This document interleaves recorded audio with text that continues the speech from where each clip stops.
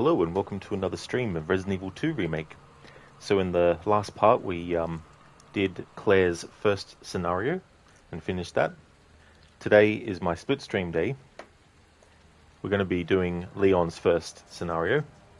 Instead of doing Claire's first, then Leon's second, then Claire's second, then Leon's first, I'm just doing Claire's first and then Leon's first, and then Claire's second and Leon's second as well. So there's some things that we unlocked, but it already taught me that.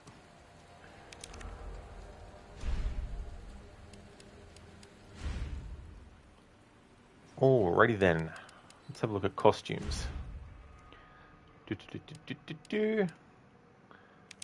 Claire's got normal, jacket and tank top, and alternate outfits.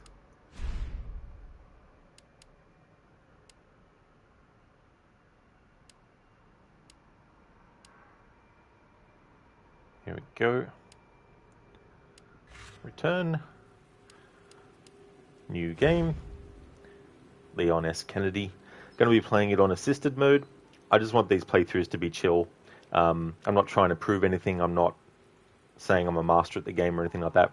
I just want to have a nice, chill, relaxing playthrough because I do want to move on to other games as well. But I wanted to give Resident Evil 2 Remake another playthrough and actually do all the scenarios and play through that. In the future, of course, I'll do more playthroughs and do it on different difficulties. This is the PlayStation 5 version.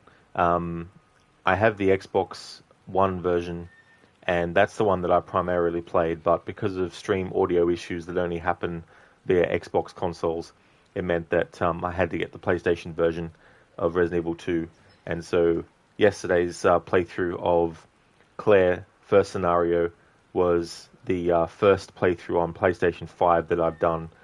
So I do want to continue on in the future with this version and do other game modes and get other things unlocked and all that kind of stuff in the future. But for this playthrough at the start of this year and just wanting to fit in as many games as I can this year, it's just play assisted mode. That way it takes away all the parts of the game that could take me multiple attempts and all that kind of stuff. So let's jump into Leon's first scenario.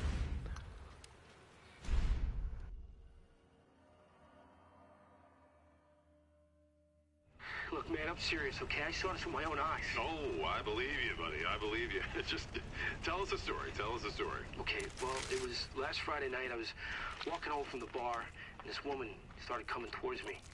She was staggering, you know, so I figured she was drunk. Whoa. Okay, tell us, be honest now, how many drinks did you have? No, man, I barely had a buzz on. Oh, come on. Look, just listen, all right? She got closer, and I got a good look at her. You had to see her eyes, her nose, her whole face. It looked like it was rotting. Yeah. She looked like a corpse. Like a walking corpse, man. Sounds like my wife. I've never seen anything like it. I haven't been able to sleep since that night. All right, calm down, buddy. Calm down. Just, hey, you gotta stay strong, okay? Don't give in to fear out there, right? Yeah, well, you got that right. If you freeze up around these things, they'll sink their teeth in you. I saw her attack somebody. Oh, come on. It's just getting good.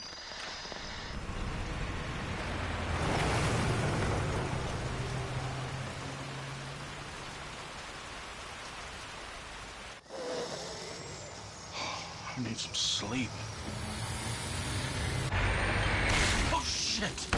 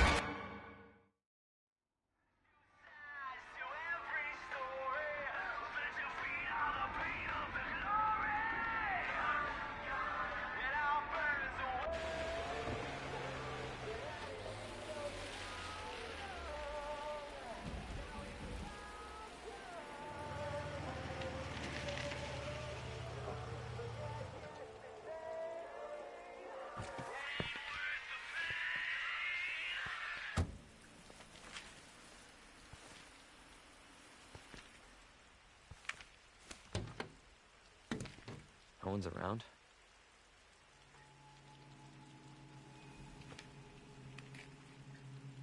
That's weird.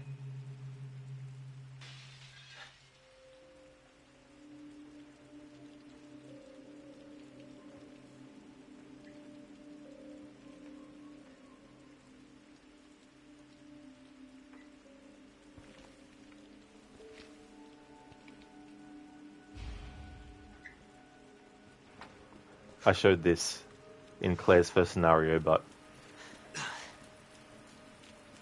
it's what happens if you try and go away from here.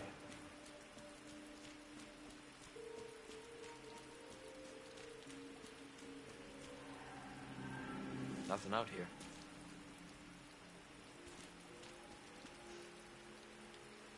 Waste of time.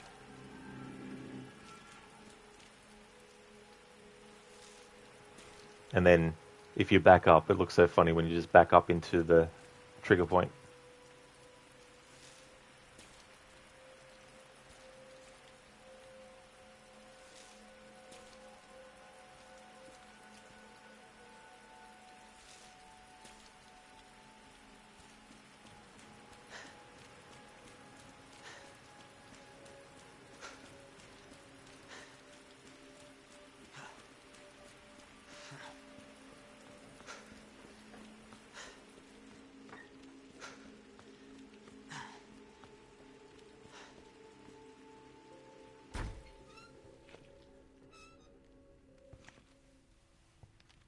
Hello? Anybody there?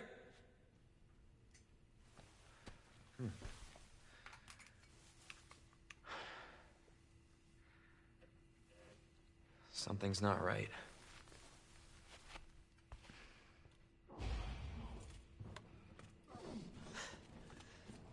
You all right?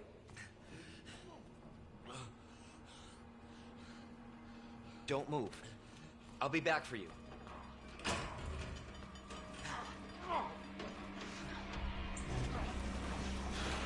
Stop moving. Officer, you need help? Stay back, sir. I got this. Hey,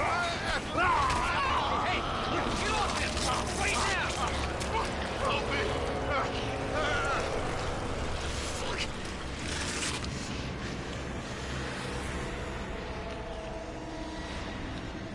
Freeze! I'll shoot! What the?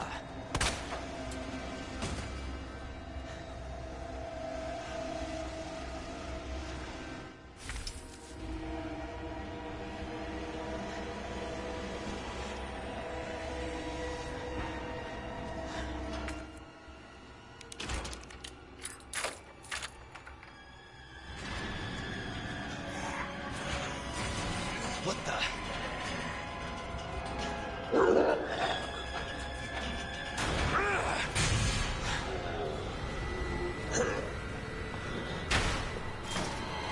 Don't shoot! Get down!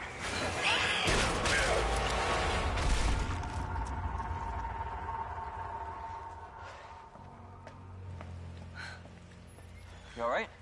Yeah, I think so. Thanks. You can thank me later, when we're safe. Holy shit.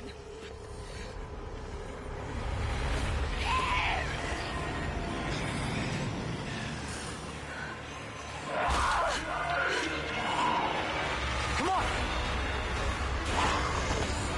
Get in! Hold on.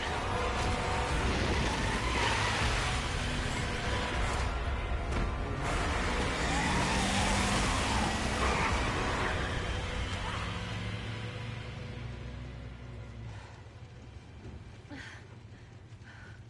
the hell is going on? I don't know. Hopefully they'll have some answers at the police station. Wait, you're a cop? Yeah, Leon Kennedy. You are? Claire. Claire Redfield. Live around here? No. I'm looking for my brother. He's a cop too. Well, it's a good thing we found each other. I don't know what to expect anymore.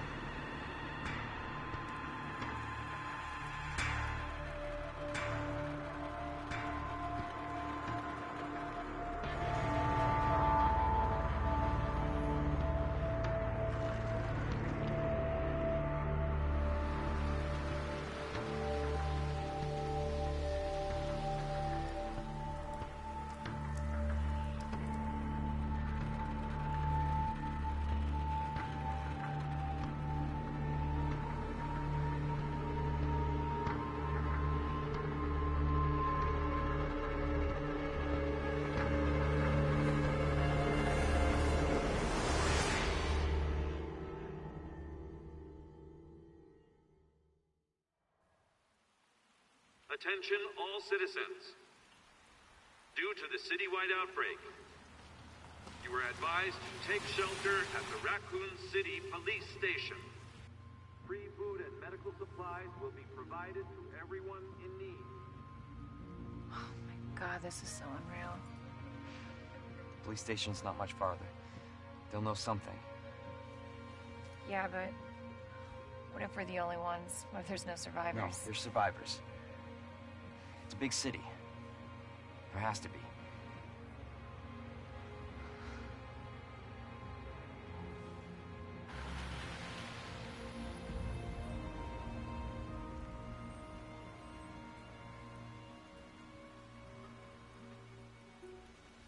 Looks like we're walking from here.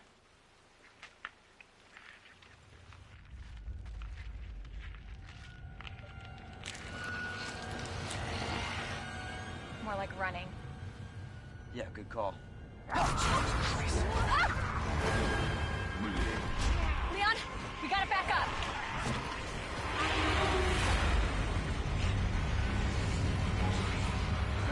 What the?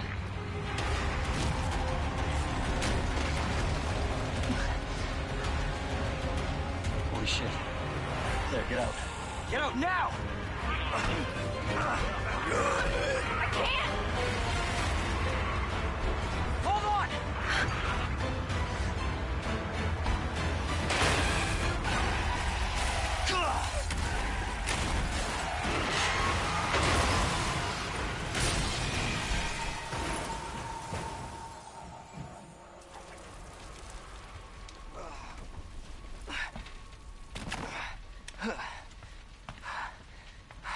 Whoa!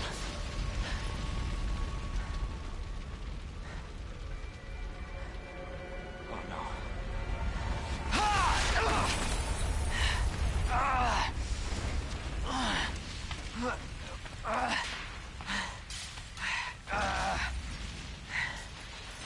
Claire! Claire, are you okay? Yeah! I'm alright! How about you? Can't stay here, it's not safe. Go on ahead! I'll meet you at the station! I'll be there.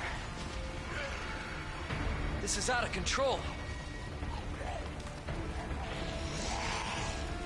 Hey there, Calm. Welcome. Hope it's going good.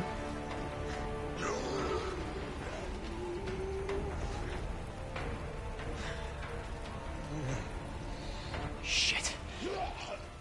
It's everybody. They've all turned.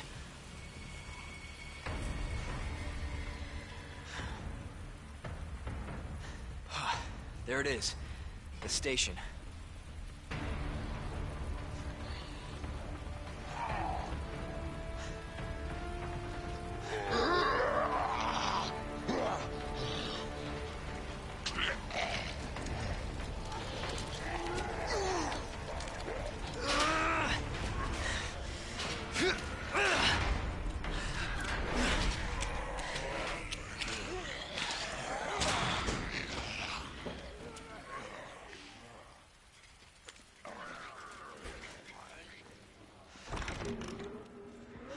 Hello?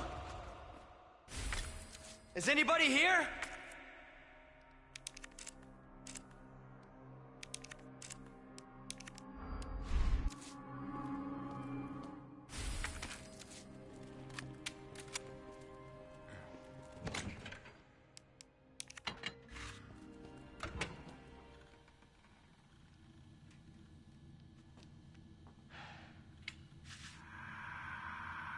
There has to be someone here.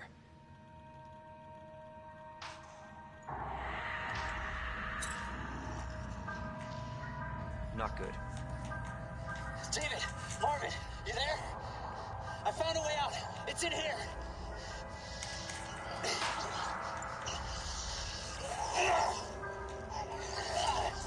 Send reinforcements! East hallway!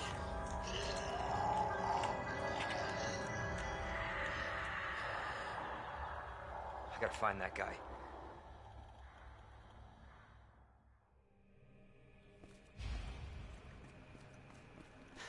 Oh, nice, Calm. That's good. It's really good. And you're definitely right. I really like the graphics in this too. I like the wet look as well for a lot of the sort of like textures and things like that.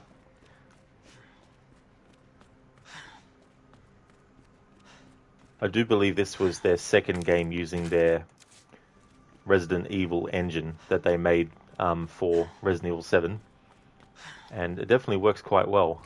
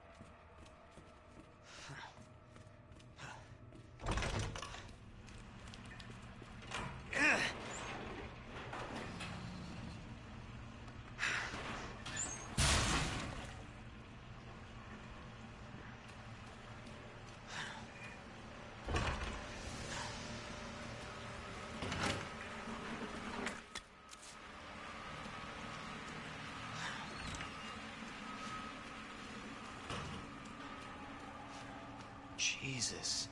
Open up! Hurry! Open up! Open this goddamn door! I'll get you out! Please! Give me your hand. Help me! I got you. Give me your other hand.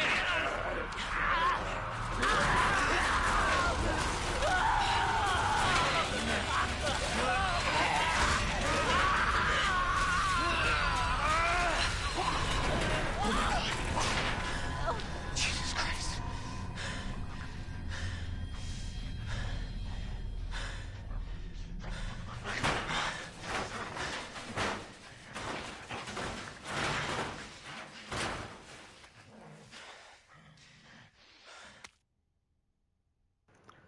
Definitely rivals the likes of Uncharted and The Last of Us with looks. They just put it on the Xbox Game Pass.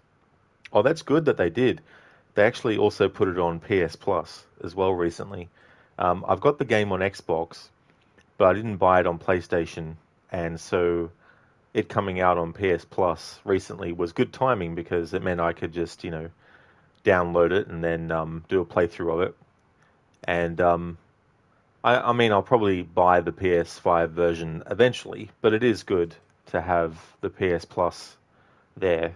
And same with Game Pass. I used to have Game Pass, but I didn't see much sense in keeping Game Pass when primarily I had to switch to streaming from the PlayStation. So I went with PS Plus instead.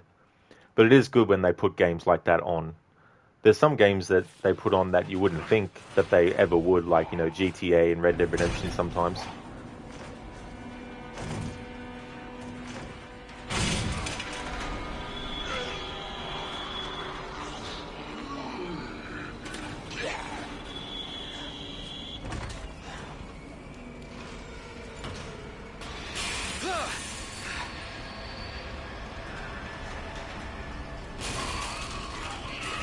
Jesus! They're everywhere!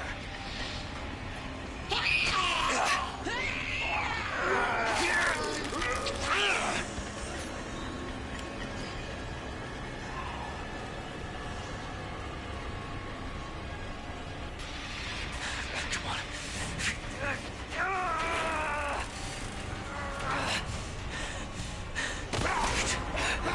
God damn it!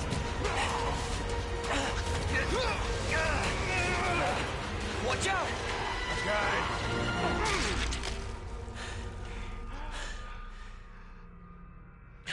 You're safe.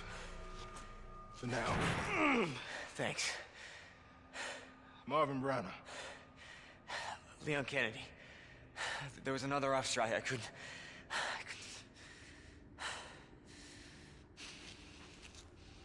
Here. I'm sure you did what you could, Leon.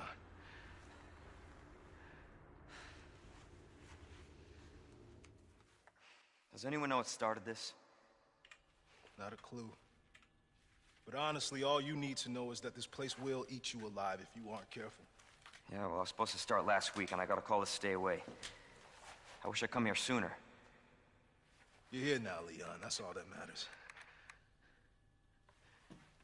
Okay, Lieutenant? I'm ready. Hopefully you'll be able to find a way out of this station. That officer you met earlier, Elliot. He thought this secret passageway might do the trick. This is good news. We can get you to a hospital. No, I am not the priority here. Lieutenant, I'm not just gonna leave you here. I'm giving you an order, rookie. You save yourself first. I'd come with you, but I'd just slow you down. Now, you'll need this. I can't take him. Stop. And don't make my mistake. If you see one of those things, uniform or not, you do not hesitate. You take it out, or you run. Got it? Yes, sir.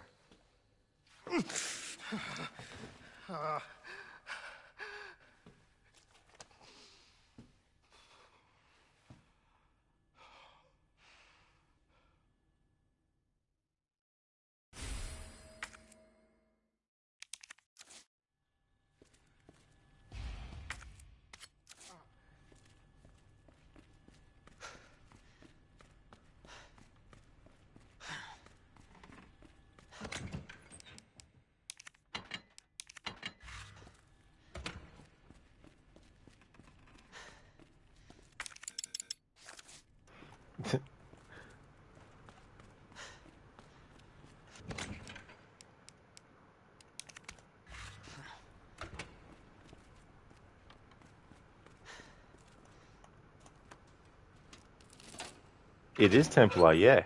It is a very good game. It's a great remake. This is not how I imagined my first day.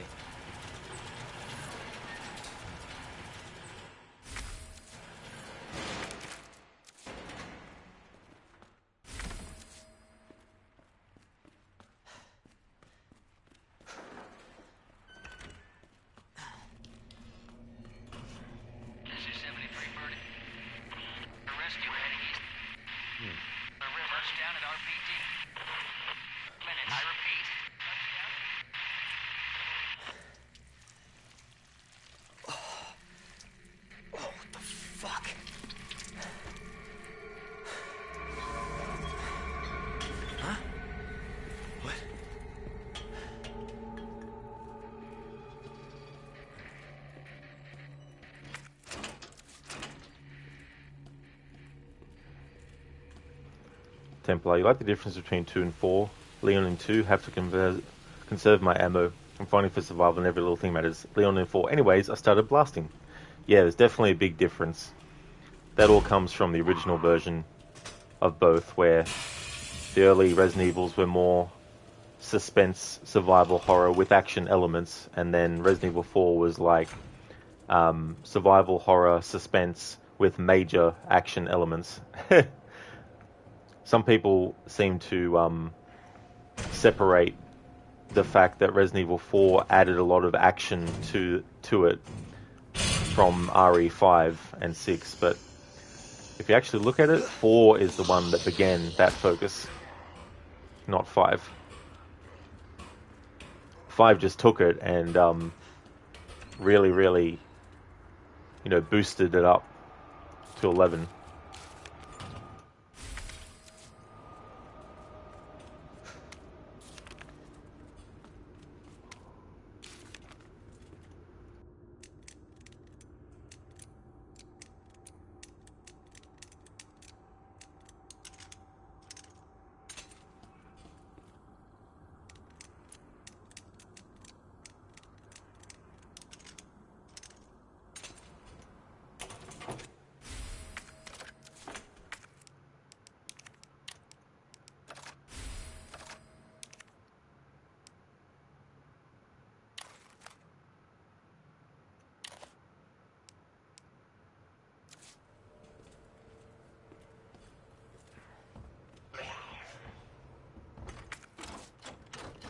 Templar. Basically, in 4 it became kill everything that moves, although 4 was actually able to keep the suspense and atmosphere. That's true, but it doesn't take away from the fact that it introduced a lot of action stuff. The first Resident Evil movie had come out as well, and the second one as well had come out, and they were more focused on action. So Resident Evil 4 started to add those elements in. I mean, that whole laser sequence with Leon is directly from the first Resident Evil movie.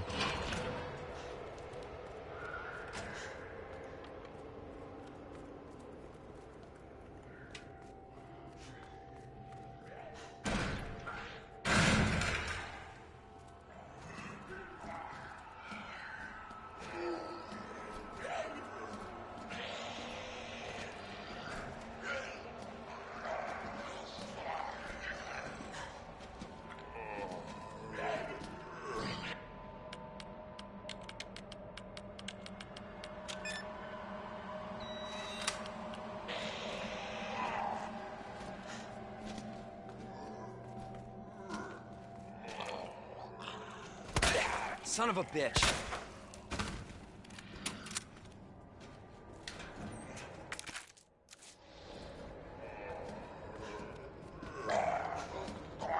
Templar is basically you may have a lot at your disposal, but you're still one man against an entire army. Yeah. Against all the armies.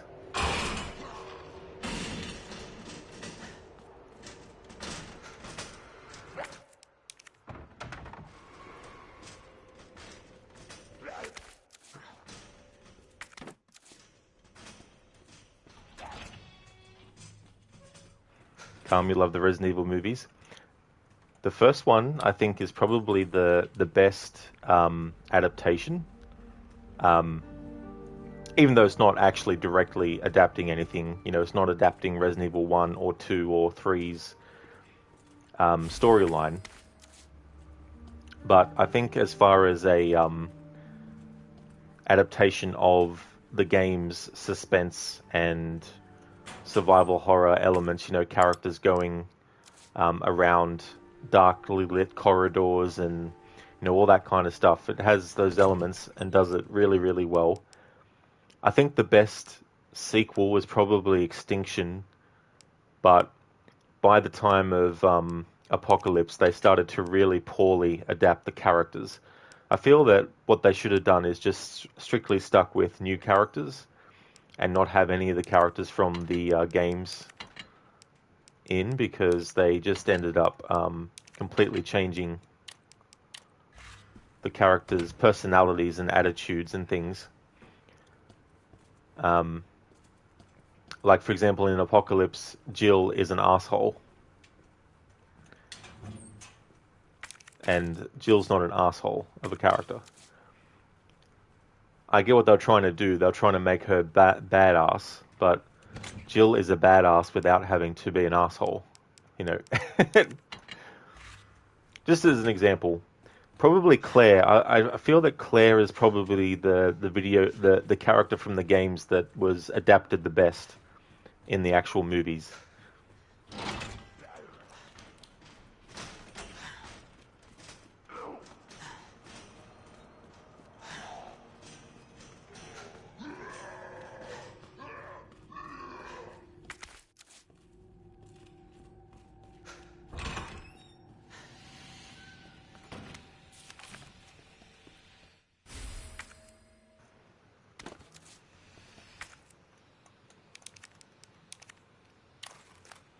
Templar. Also notice the difference in 2 and 4 is how in 2 the guns sound weak and light, while in 4 they sound strong and like they have heft.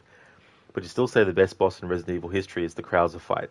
He's a very strong boss, but you truly feel on an even playing ground. Krauser feels like you're equal and that both sides have a chance at winning, versus a lot of other bosses where they feel one-sided.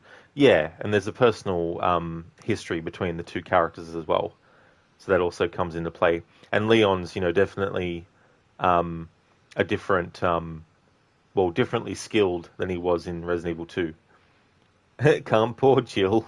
Yeah, I mean, they got her look down 100%, you know, and I think, is it Sienna? I can't remember her last name. But the actress who plays Jill does a good job. It's just that they write Jill to be an asshole, and it's not good because that's not what the character is. You know, that'd be like adapting. Let's see, that'd be like adapting Silent Hill and turning Harry into a gun-toting, cigar-chomping, chauvinistic, you know, I don't know, guy who, you know, is only trapped in the town because he got drunk one night, and you know, it's like by that point you should be doing a brand new IP.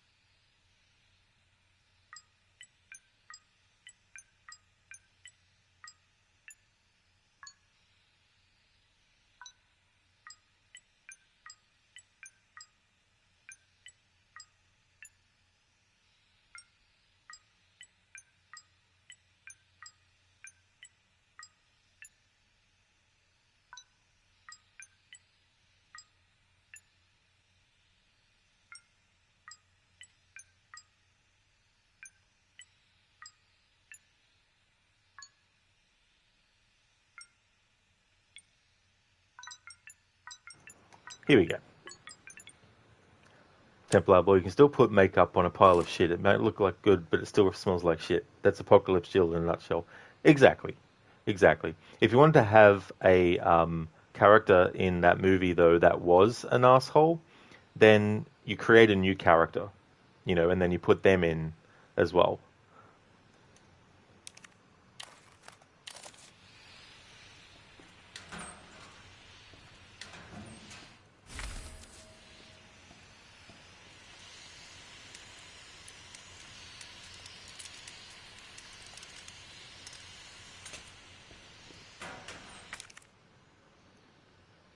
Come, true, a Templar, that's true, yeah. Hey, Shin, welcome on in. Spoiler, too many freaks, not enough circuses. Uh-huh. Don't you hate when that happens? Mm.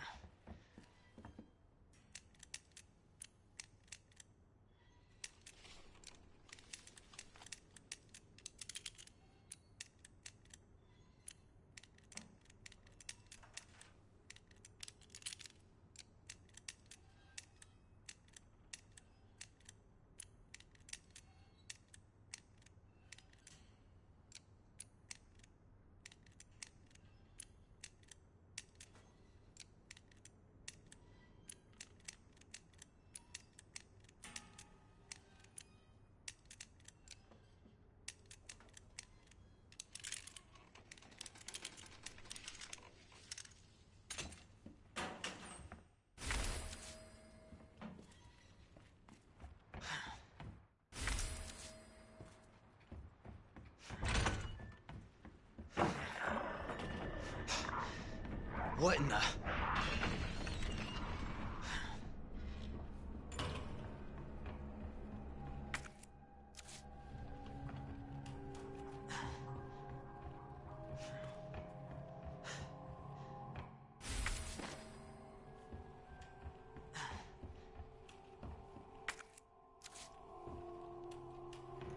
Shin, you should check out Dying Light 1 and 2. I think you would find them be interesting. Yeah, I've seen Lucinda play through both of those games, and they are on my to-do list eventually.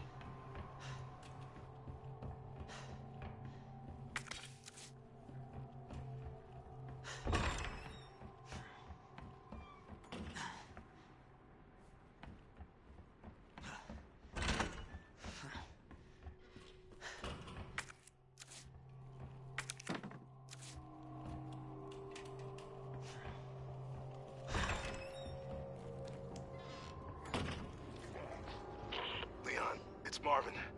I need you back here ASAP. Are you okay, Marvin? I've got something to show you.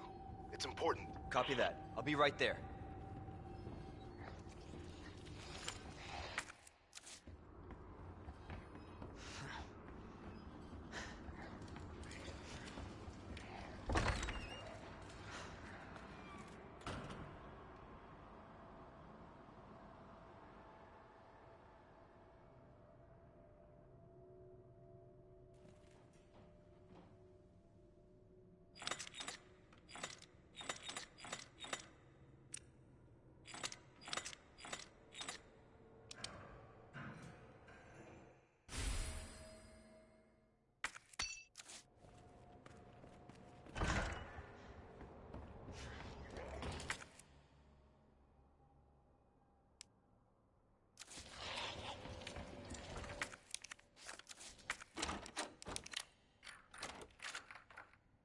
Yeah, that's true, Calm.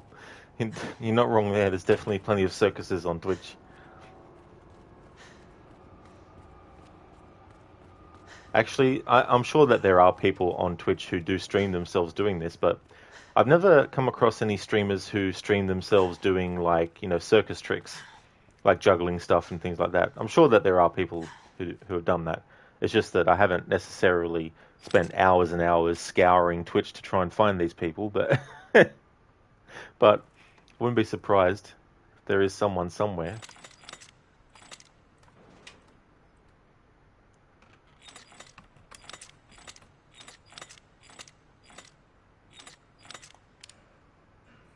Hey, Code. Good morning.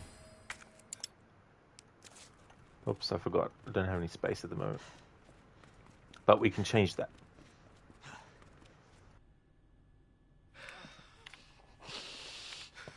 There you are. Come here. Take a look. Yes! I knew she'd make it. Oh, you know her? Yeah. Name's Claire. I came into town with her. You can get to that courtyard. Through the second floor. East side. I'm on it. Thanks, Lieutenant.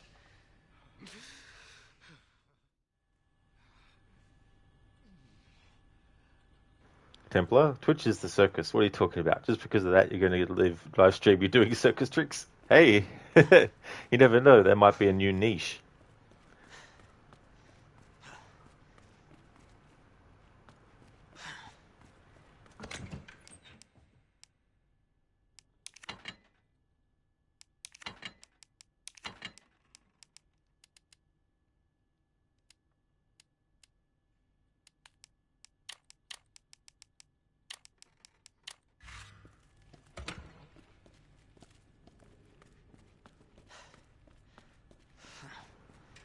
Templar, isn't Marvin technically just genetically superior because his body can fight off the infection for so long?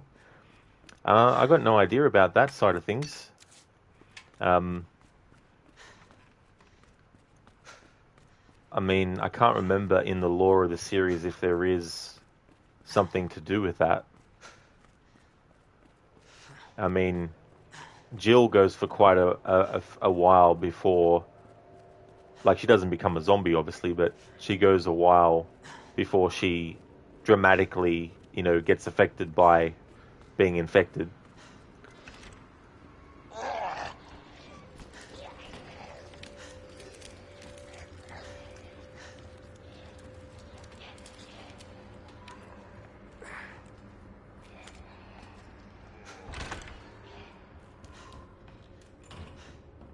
The hero of any story usually has some superpowers.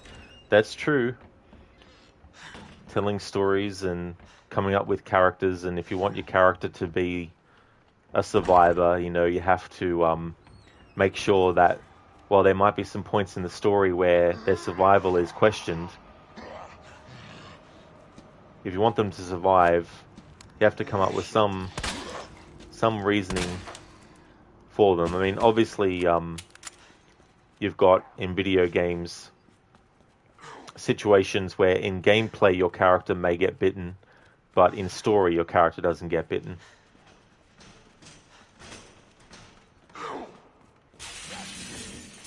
And having those be things that are, part of the narrative as well can be done, of course.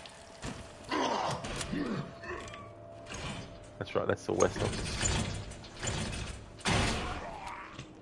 I want to go into here.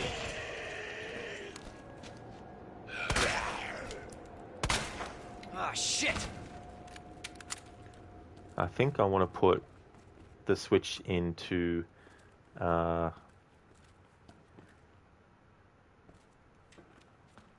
which was it? Because keys 2 and 3 are out, so I want 2. Or do I want 3? No, I want 2 so I can get the shotgun shells. So I'll put this in as the second number.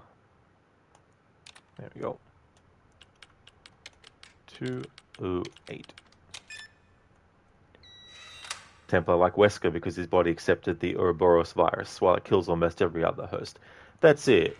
Wesker's a bit of a different story too because he was already infected when he was quote-unquote killed by the Tyrant.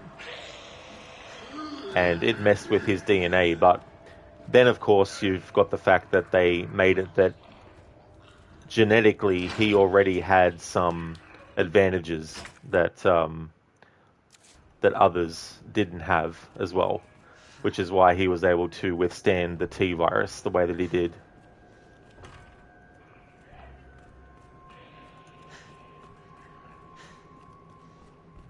Templar Wesker was handpicked by Umbrella for the Project W because of his genetics and anatomy. Exactly. That's it.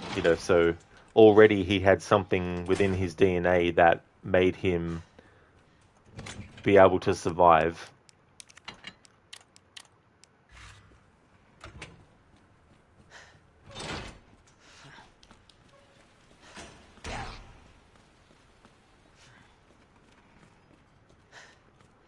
But that, of course, is all added later. But retrospectively, it fits because it's like with Mortal Kombat. In Mortal Kombat, there's characters that get introduced by a certain game in the series. However, their existence, they've existed for a longer time. Like Quan Chi, for example, in Mortal Kombat. He wasn't in Mortal Kombat 1, but he was in existence during that game's events. And so it means that you can incorporate him into future adaptations when covering past events, and all that kind of stuff. But the information is there now, and it's part of the character.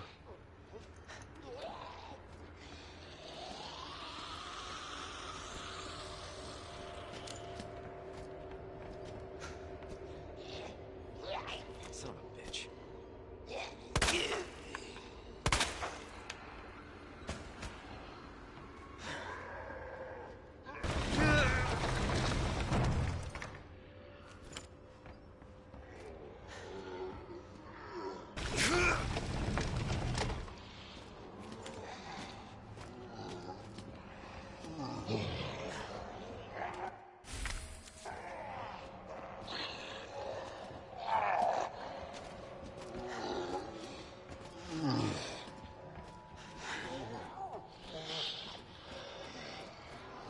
Templar Wesker's been there since the beginning, but there's always been something off about him and how he survived the Spencer Mansion. Exactly. But that information wasn't given to the player until, after Resident Evil 1. You know what I mean? So, it doesn't mean that that information is wrong, because it wasn't in the first game, but it helps explain why, in the first game, he's able to survive it. And that's more what I'm talking about. You take a character that survives something, and then you create a reason later for why he actually survived that wasn't actually present or apparent or even thought of at the time. But it doesn't make it any less... It doesn't make it not part of the character or not part of the continuity.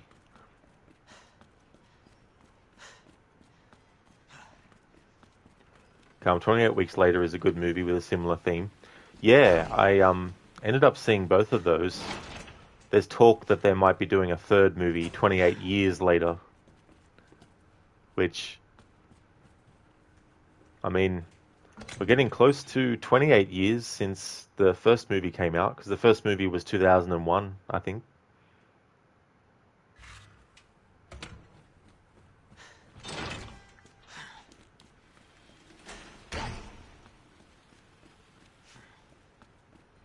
Templar Wesker was just too cool to kill off in the first game. Yeah, I wonder what their reasoning was, though, to actually bring him back.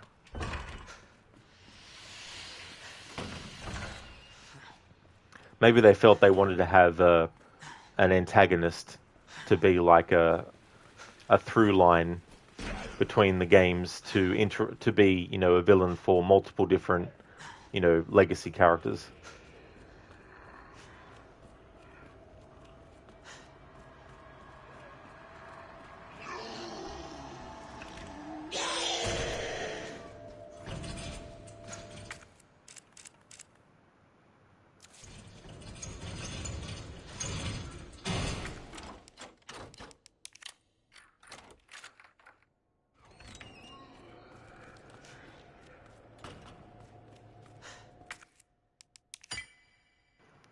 Templar, you just got to think, posh sounding guy with glasses is the perfect candidate for being a villain.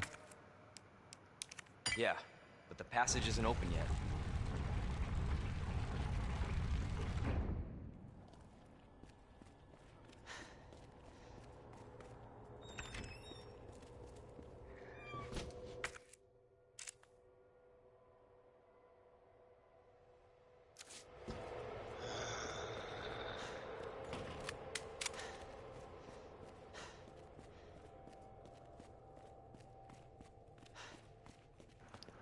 Alright, so I'll be streaming for at least another... It's almost 5 p.m. my time. Another 2 hours. But I'll be doing another stream later on as well. Might be able to cover Leon's whole scenario in that time.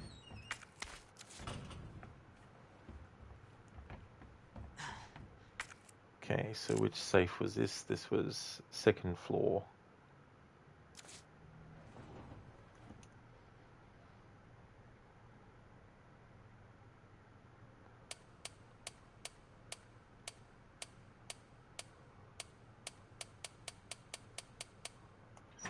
There we go.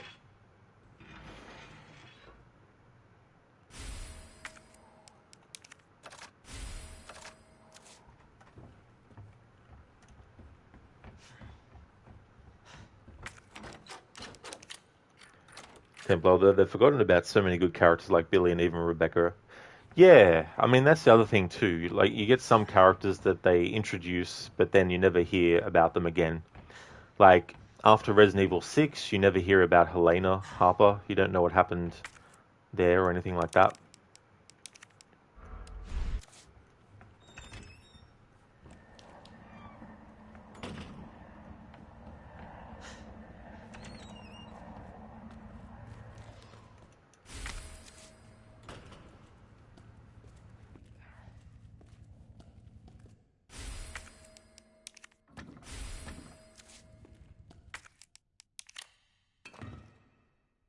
Templar, you're shocked about Rebecca seeing how prominent she is in the story. Yeah. I mean, she has appeared in other media, of course, other than the video games too that she's been in. Like she's in one of the CG movies that they did.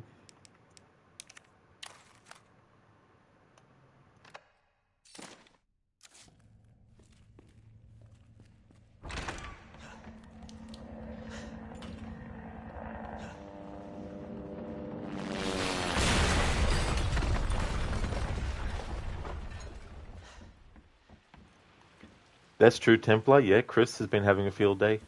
I mean, if you look at the characters who have been in the most games in the series, it would probably be Leon. Number one, probably. I mean, what do we got? We got Resident Evil 2, Resident Evil 4, Resident Evil 6. I mean, strictly if you look at the video games, that is. But if you look across the board, he's in every single CG animated movie that they've done so far. Hey! Leon? Claire! Hold on! I'll be right there! Okay!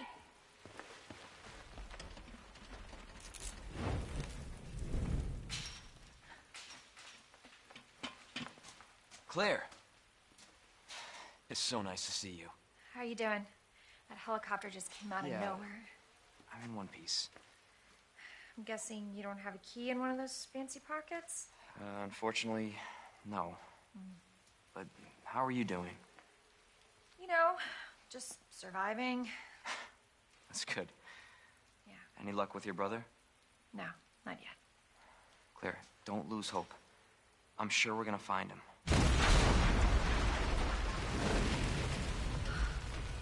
Damn it. You know what that means? Yeah. Dinner time. Claire, I think you should go. Don't worry about me, Leon. You take care of yourself. Claire, you need to go. Now! Okay, let's get through this. Both of us.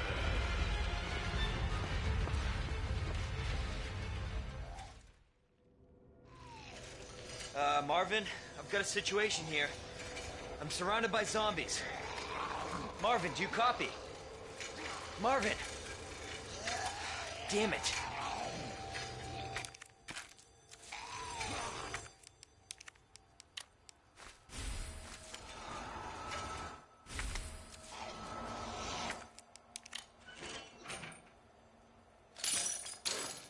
Templar, which is a surprise because no one really cares about him until 5, which wasn't too long ago. Well, he was also, before Resident Evil 5, Chris was also in Code Veronica as well. But yeah, I know what you mean though. You're saying that no one really cared about him until 5. I mean, obviously there would be people who played the original Resident Evil and probably really liked Chris and all that, and might have been disappointed he wasn't in Resident Evil 2. Just like any franchise with multiple characters.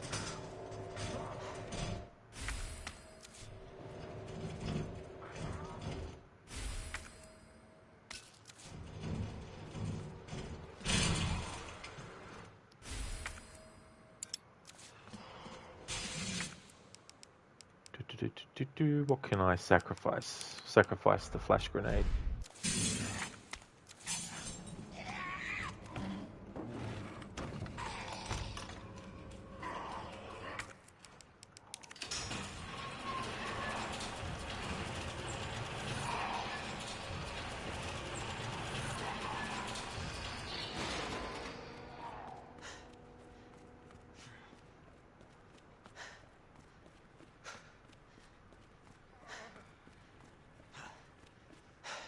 Still alive.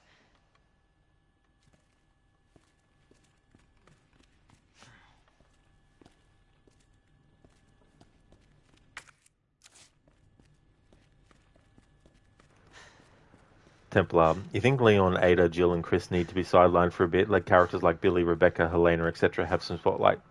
Yeah. Because they're characters that we don't really know too much about. that could get their own game, for example. Like, I've always felt that it's weird that Ada gets a lot of DLC, but we never actually get an Ada game. You know what I mean? Like, I think a game where we play as Ada would be good. And then through that, you could have her interacting and coming across Billy and Helena and all that kind of stuff. You know, and even Jake. I hate that character, but if you want to include him in that as well.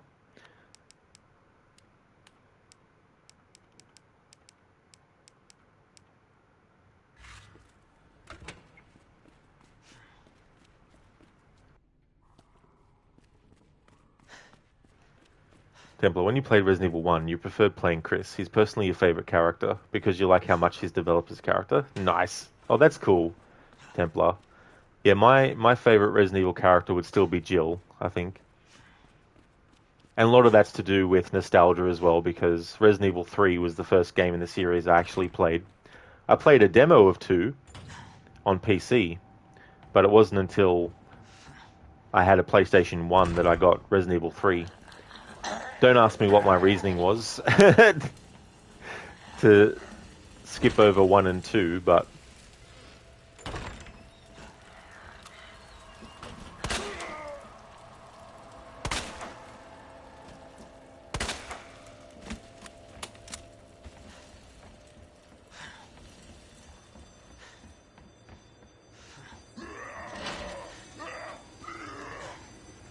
Templar, the guys from Resident Evil Dead Aim and Survivor don't really need to come back. They can stay forgotten. Yeah, I feel the same way about those characters in Resident Evil Revelations.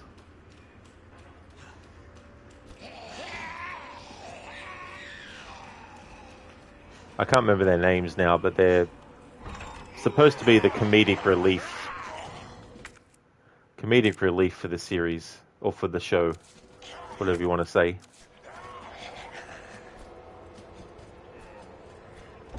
Movie/game thing.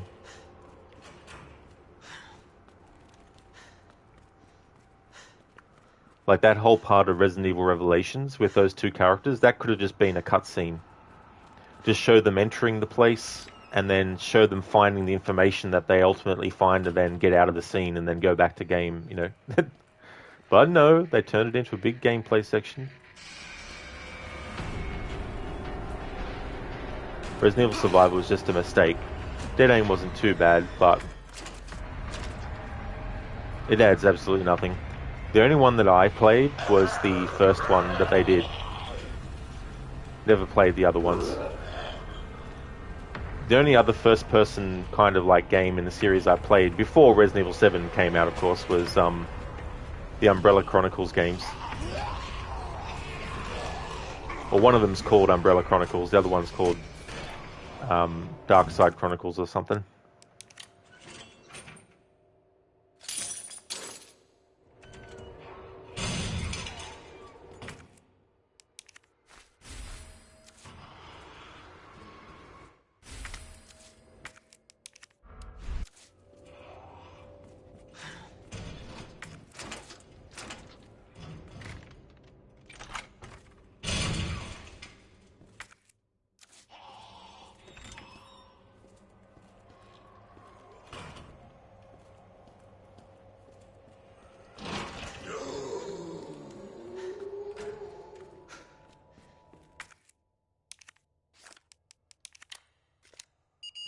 Alright. It's shotgun time. One of my favorite weapons in a horror game, the shotgun.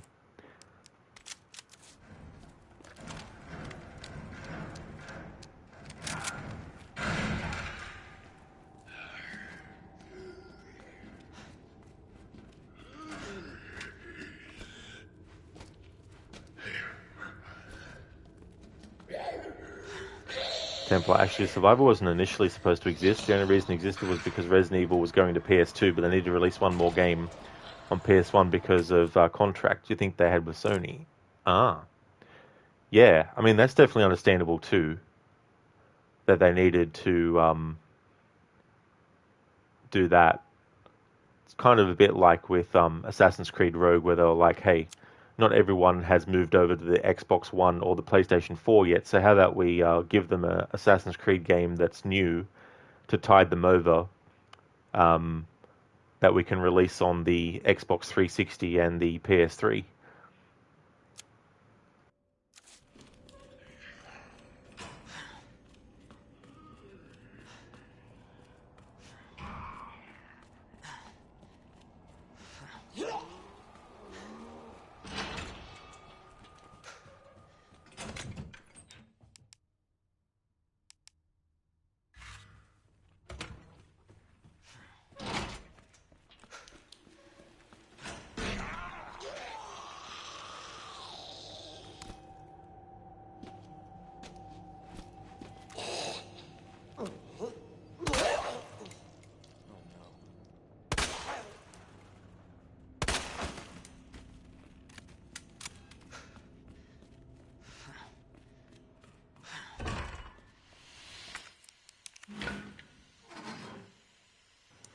Templar, at least Rogue tied into Unity directly.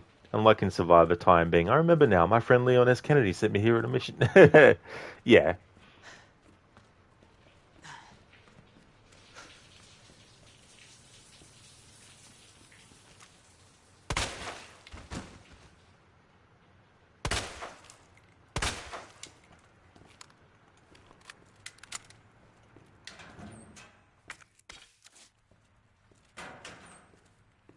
That's actually the big twist in Survivor, and it's the stupidest shit ever. Yeah. It's definitely not a great sort of twist. I just wanted to name drop some character from the series.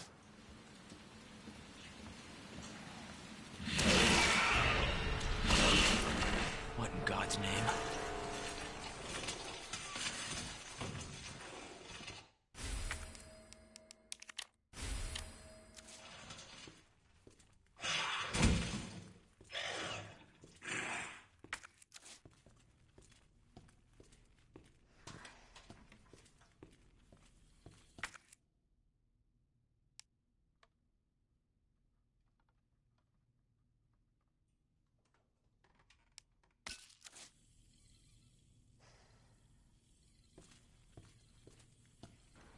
Templar, at least in Rogue, when you kill Arno's father, you're like, oh shit, it makes sense now. Yeah. Because that's the only way it makes sense. Through Rogue. However, in Unity, which was written way before Rogue, it doesn't make sense. Because in Unity, you don't see that it was Shay that killed Arno's father. And when you have the initiation sequence, Arno sees himself as the killer of both his father and De La Serre, because it's a symbolic representation of the guilt that he feels and how he feels it's his fault, even though it literally wasn't his fault. I mean, yeah, maybe you could swing it that it's his fault that De La Serre gets killed, but there's so many other variables that also could have gone wrong along the way. Like, let's say Arno did get the letter to him in time. Well, what if the Templars had anticipated that maybe the letter would be given to him? So they wanted to make, doubly sure, as Micheletto. You piece of shit. It gave no indication that it had spotted me until the last minute there.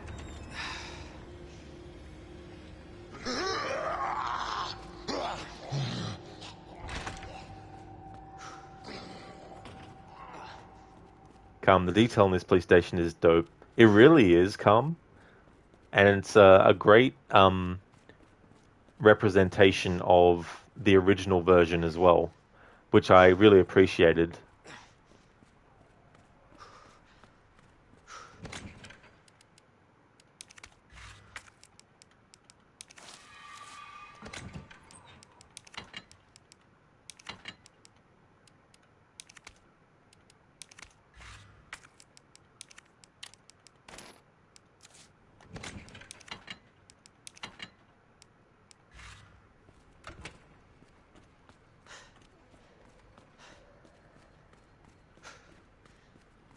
Templar, unfortunately nothing came of that at all. No big plot like Ivana going on a manhunt for Shay.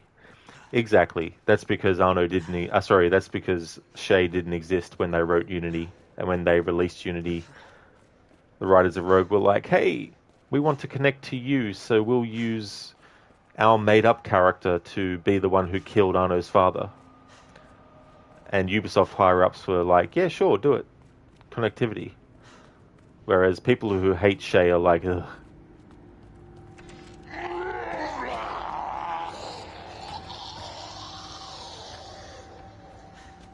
Talk about creating characters that didn't exist in a timeline that they get forced into. You know what I mean? Like, it's not like Shay was mentioned by Haytham in Assassin's Creed 3.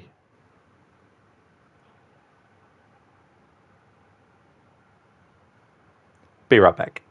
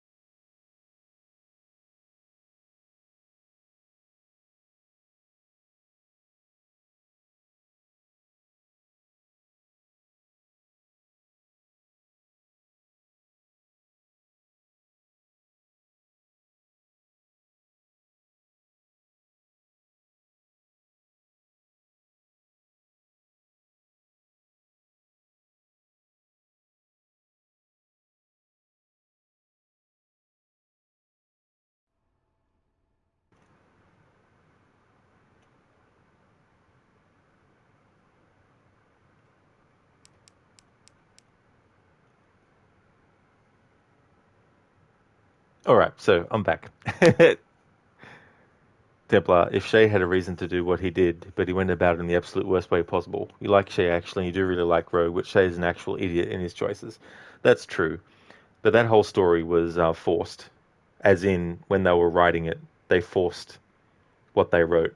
Because they didn't have much time. You know, they had to write it and get it, you know, finalized, and then, you know, they had to get the game out the same year they started writing it, you know. Code Fun detected shutting down the internet. Yeah, the internet's like, you can't have fun. What are you talking about? Calm, touche. Touche goes a hidden blade to the throat, if only. Templar Shay's killing of Arno's father being shoved in would have been fine had the reason for killing his father not been for an actual big part of the plot and set in motion the events of AC3 with Shay saying the Templars would start a revolution of their own. Yeah, but the thing about it is Rogue is one of those games where the story gets forced into the continuity rather than eased in.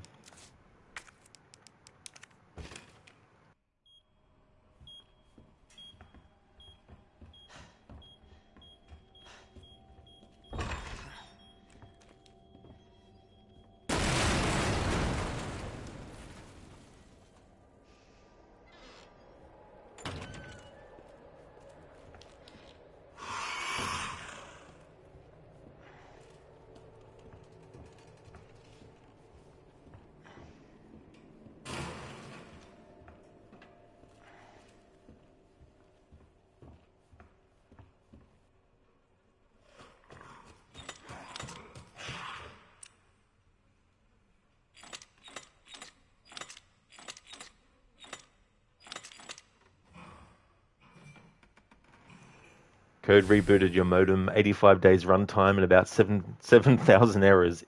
Insert meme. It's all just fine. It's fine. It's okay. Template, I mean, it did line up with AC3 pretty well, but the whole Shay killing on his father killed it. Well, not really, because why wouldn't Hatham mention that there's already been an assassin that was so important to the Templars that he actually was an assassin and became a Templar, and is the sole reason why Achilles is the way that he is? Don't you think Hatham would have wanted to tell his son, who was trying to recruit to the cause, this is what I mean by putting a character into a timeline and not smoothly. If in Rogue they had made it that Shay's betrayal was unknown to the assassins, then I could see, and maybe Hatham sent Shay on a top secret mission and didn't want anyone to know about his existence apart from a few people. Then it'd be fine. But they shoehorned Shay into that timeline, and they completely override and don't give enough story attention to the fact that Achilles' wife and son have been killed, which I think is a very, very big oversight with a character, especially because it's not just getting shot in the leg or whatever happens in Rogue that makes him, decide not to be as strong of an assassin anymore. It would have been the perfect opportunity to make Shay the reason why his wife and son are killed. Then it would be understandable why he didn't want to do anything strongly against the Templars because of what happened, before. That is how you do it properly. You don't just basically shoehorn a character into a timeline of events and just, expect it to lay fine with everything else.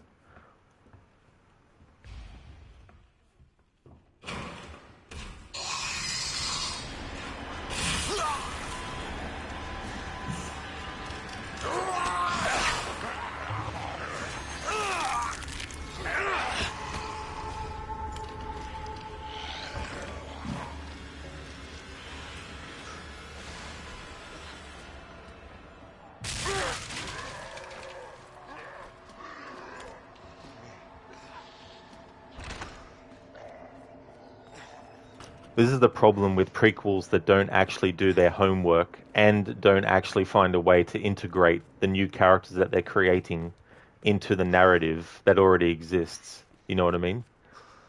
It'd be like having Resident Evil 1 and saying that the whole time that the events were going on, that Spencer was actually in the mansion the whole time. We just never saw him, even though he supposedly was interacting in rooms where the characters would have seen him.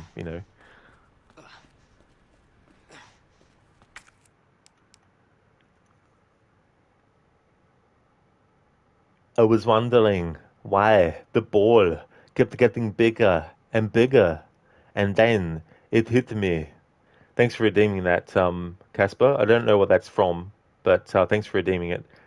Templar, the only way you could personally explain it is that Shay's mission with the box was top secret and Hatham couldn't divulge too much. Even then, it's just a plot point.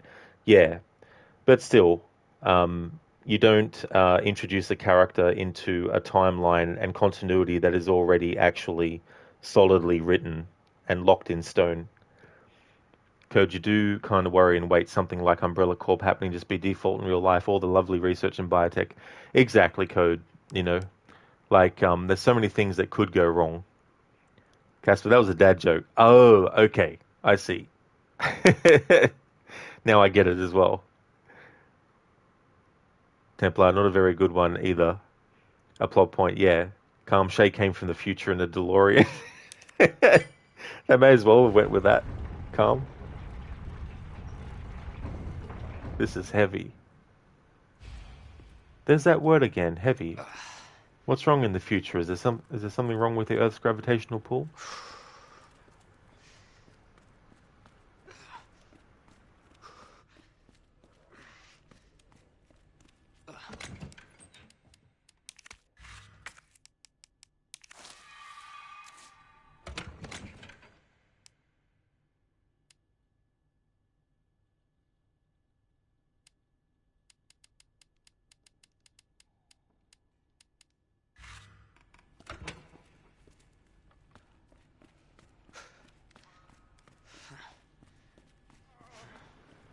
Templar, the Morgan actually crashed on Earth and Shay decided I'm going to fuck up this timeline.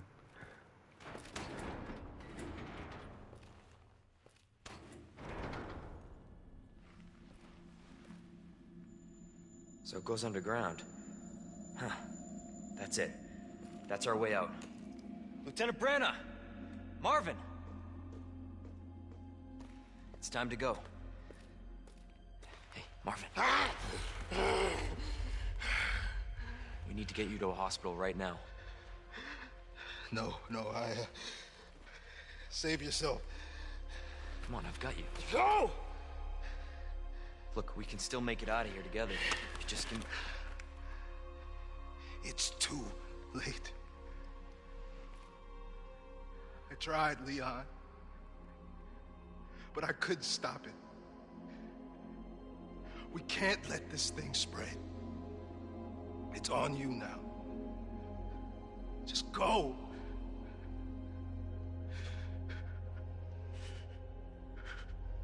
I understand.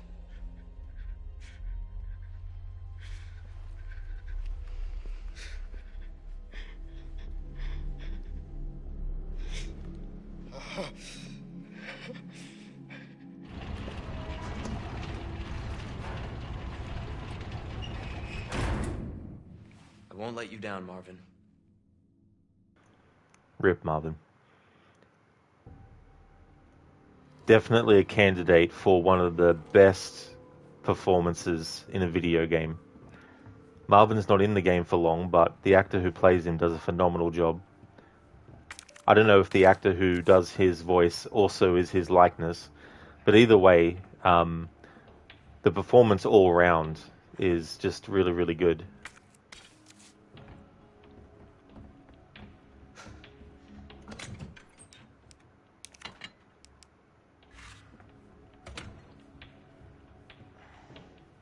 Templar, it's clear his genes are not the normal humans. Yeah. But then again, in a lot of zombie stories, there's not a hard and 100% stuck to rule as to how long each person bitten can actually last. Depending on what story you're telling, you could make a character last until that moment, of course, when everyone thinks that they're about to get out and survive, but then the person who got bitten but didn't tell anyone actually turns and kills everyone, you know?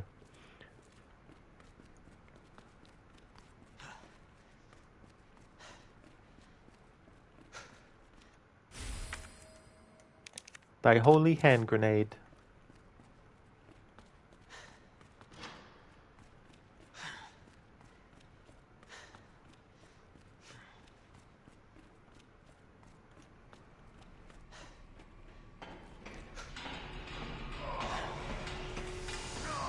What the?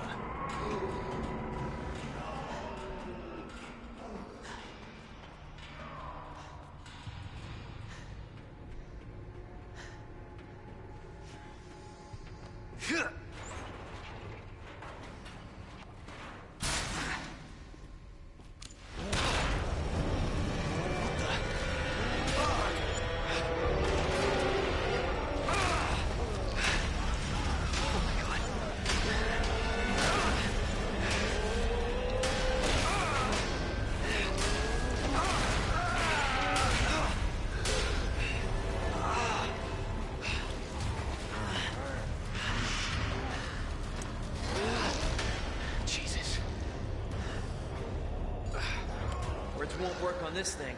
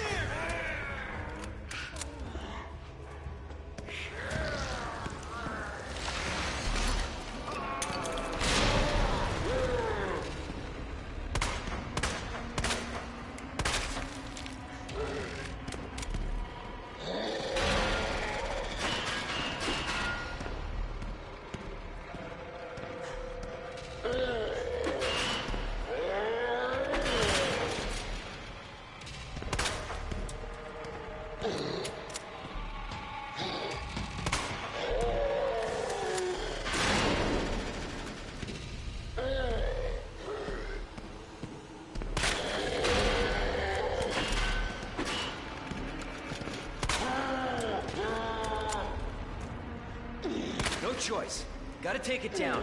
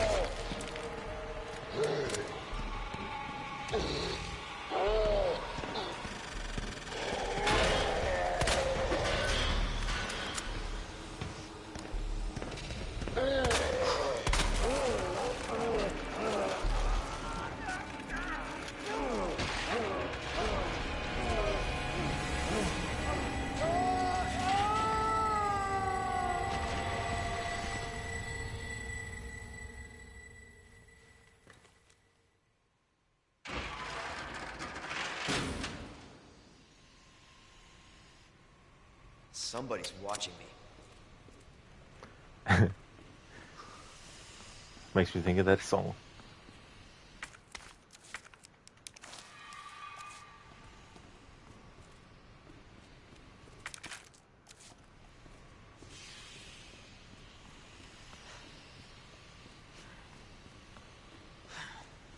Templar, Resident Evil makes up so much shit you don't know who has plot armor and who's actually the perfect candidate for a BOW project.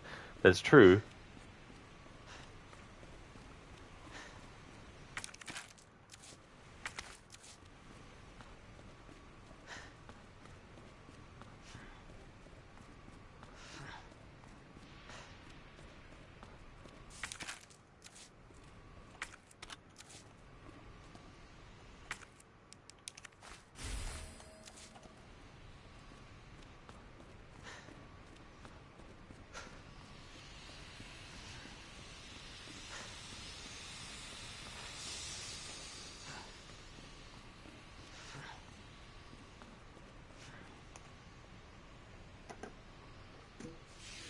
Ah, I've got a feeling somebody's watching me. Thanks for redeeming that as a Bane impression, Templar. I've got a feeling somebody's watching me. I think there's 12 of them at the moment who are...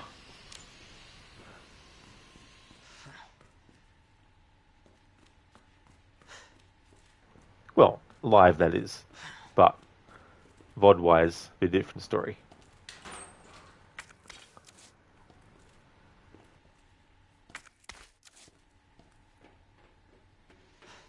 Templar Bane on karaoke night must be crazy. Yeah, that's when everyone wears the mask.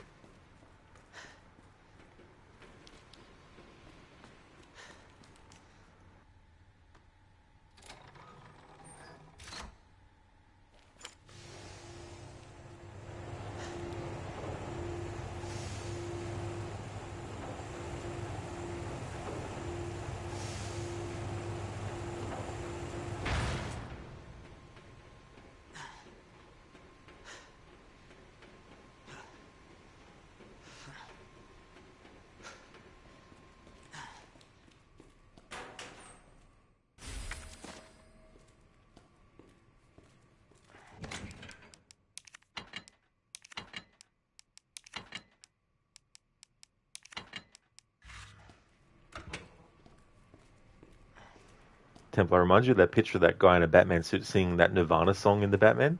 Oh, okay. Don't know if I saw that.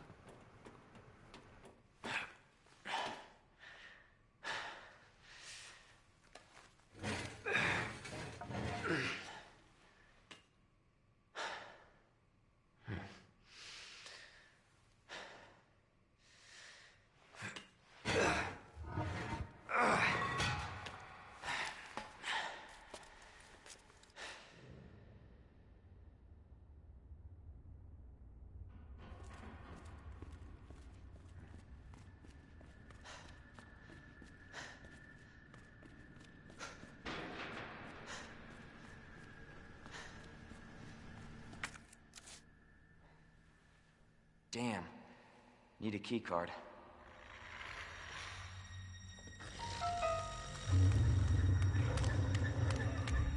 You gotta be kidding me. Get off of me!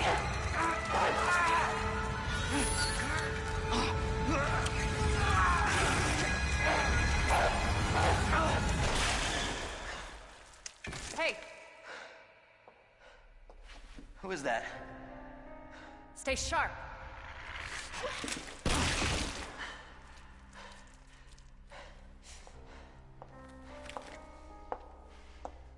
Lower it. FBI. Sorry. Thank you. For your help. Surprised you made it this far. FBI, huh? What's going on here? Sorry, that information's classified. Where you going? Do yourself a favor.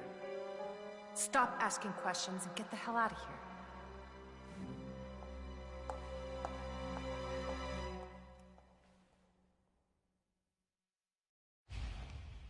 Hey!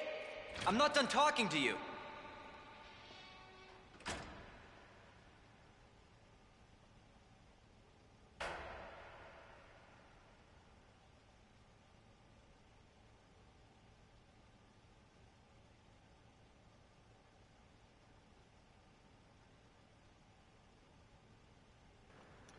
Templar, you remember that one part when he busts through the wall and you remember being so scared he would do it again because he didn't know it was a one-time scripted event?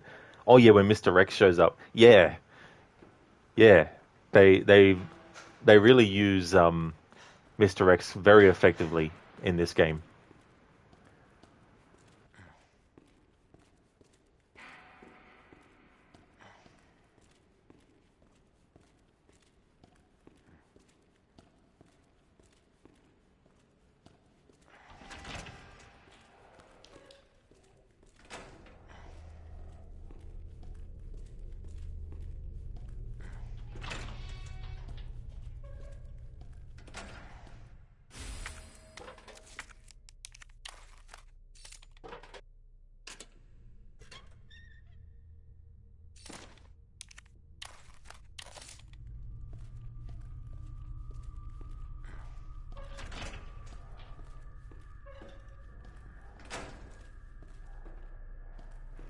Templar, you think the scariest part is if you don't know how he works is actually the scariest thing ever. That's true, there's definitely players that would be scared by Mr. X.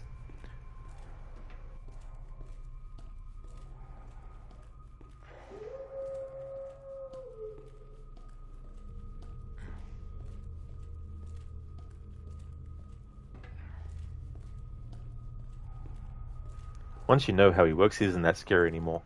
That's true, that could be a factor for people. Nothing in horror scares me, so I don't really have that point of, or that perspective to speak from. But I do love my horror, and I do love when horror does creepy atmospheres and all that kind of stuff. Really, like, that's the kind of stuff that I really respond to. Jump scares, yeah, I get caught by them. But you can put a jump scare in a comedy. Doesn't mean the comedy's scary, it just means that they put a jump scare in there that caught you off guard. But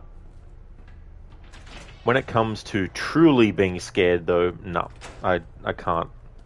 It's not something. It's not a response that's part of my reaction. That's why when I play horror games, like, you don't hear me go, oh, ew, or yell, or go, oh, things like that. I mean, you would expect that from multiple playthroughs, of course, of a horror game.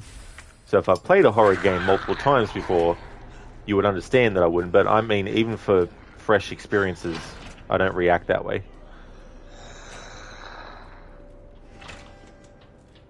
You know when people are reading a book and they just have that expression on their face of just concentration from reading a book? That's my expression when playing horror games. But I do internalize a lot of things. A lot of my sort of like reactions to things are internal in horror, and so when something is really effective, I really feel it, you know. Plus, there's also a bit of an exhilaration as well in moments of horror in games and movies.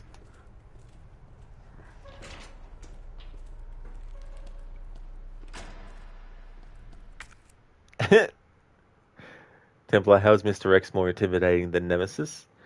Yeah, I mean, that was a thing too in the remake of 3. They should have kept him how he was in the original.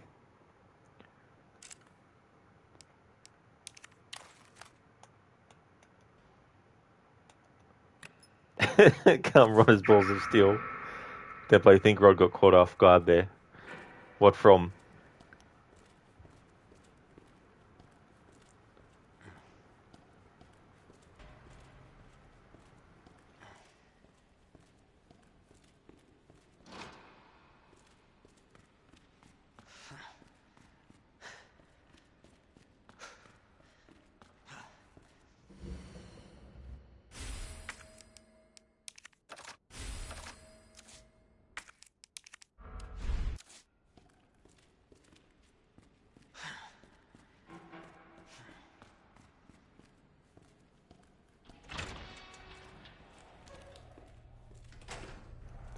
Templar, you were giving the explanation of how horror doesn't scare you, and the zombie getting up made your voice sound like you're off guard, did it? Was that when I was basically just giving examples of what kind of vocalizations other people might do that I don't do? Because I was doing that too as well when I was explaining.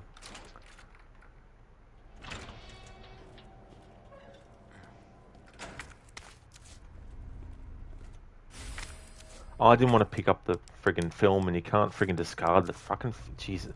I hate how they made it you can't discard the film rolls in this. Templar, yeah, and then you sounded like you got jump scared. Well, I definitely didn't, because number one, I expected what was going to happen. Number two, I don't get scared by stuff. So if you're trying to make it out that I am, then I would have to disagree. Besides, how do you know I wasn't trying to stop myself from burping at the time I was talking, or maybe there's something else going on outside of the game that might make my voice change a little bit when saying something?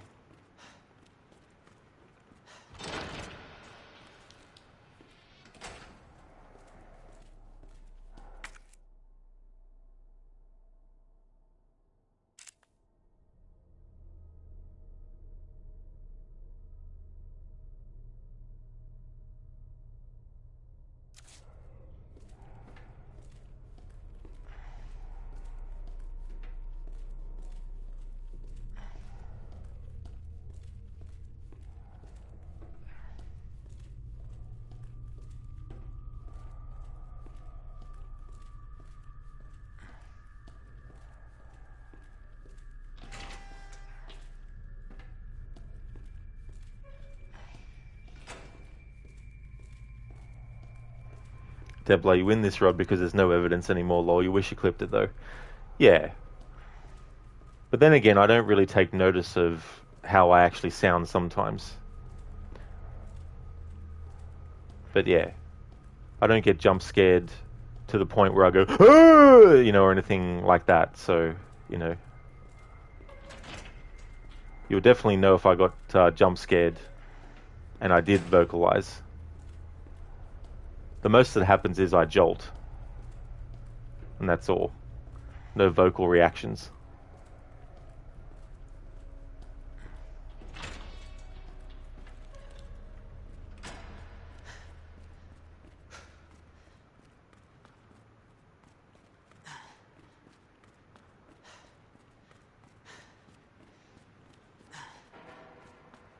Templar, the only time you've been jump scared genuinely was with Mr. X busting through the wall. That's fair enough.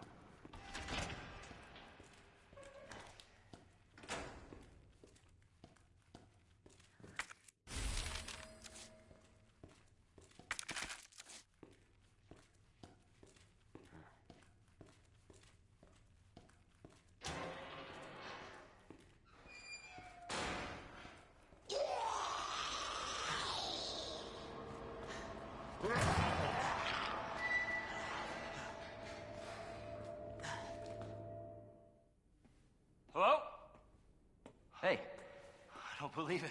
A real human. Hello, human. You been here long? Long enough. Are we the last ones alive? No, there's a few of us. Huh. That's good news, I guess. Yeah. That's of course Irons sent you. Irons? You mean Chief Irons? Is he still around? Who cares? Hopefully he's somebody's dinner by now. What do you mean by that? He's the bastard that locked me in here. I'm sure he had a good reason. He did. I was about to blow the whistle on his dirty ass. I'd have done the same thing to him, I guess.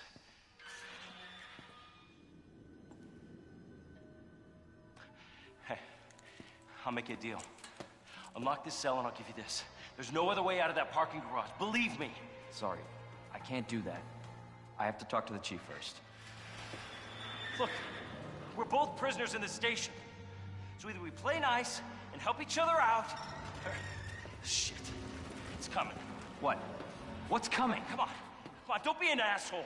Okay, you need this. Just get me the fuck out of here.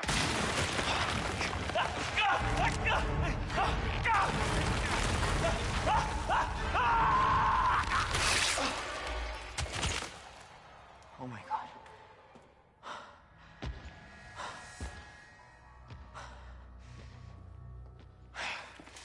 Who is that? It's just me. So you can put that thing away. I don't even know what happened. It just happened so quick. I told you to get out of here. You wouldn't want to end up like Ben, would you? You knew him? He was an informant. Had information of use to my investigation. So what he said was true? Hey, you can't keep walking away from me. I don't even know your name. I'm Leon Kennedy. Find a way out, Leon. Before it's too late. Then we'll talk. Name's Ada.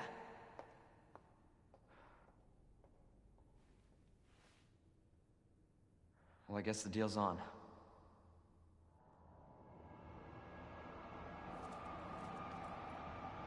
Ugh, what in the world?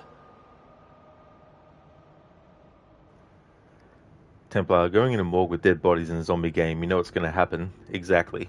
Leon really messed up here. He was too caught up in being a cop when there's no law to enforce anymore. I guess because he doesn't know the details about why Ben's in there, it would be understandable he'd be like, so you were locked up in there by the police chief that Leon doesn't know anything about being, corrupt or anything yet. So I think it's quite plausible for him to react the way that he does.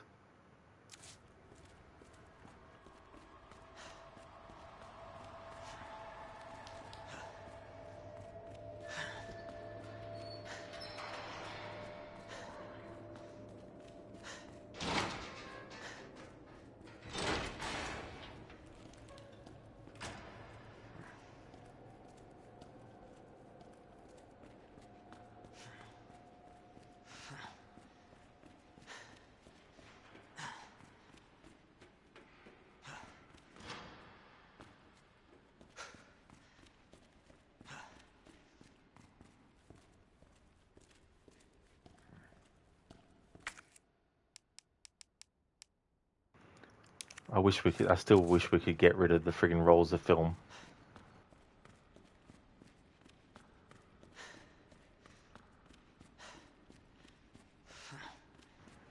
Temple overlay. Leon's intentions were good, but it really shows how much he's grown since the Raccoon City incident. Yeah. But yeah, in this game, and in the original, he's got no idea about Chief Irons and his ties to Umbrella, doesn't know that Umbrella is an evil corporation and all that kind of stuff. So for him to not trust Ben straight away is definitely understandable.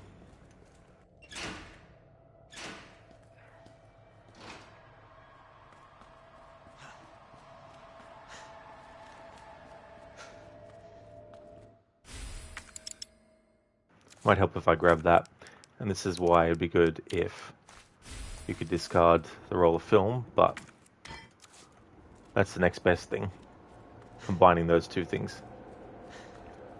Templar went from a Boy Scout rookie cop to an agent who's not afraid to get dirty. Exactly, he ended up getting training after this to get to that level.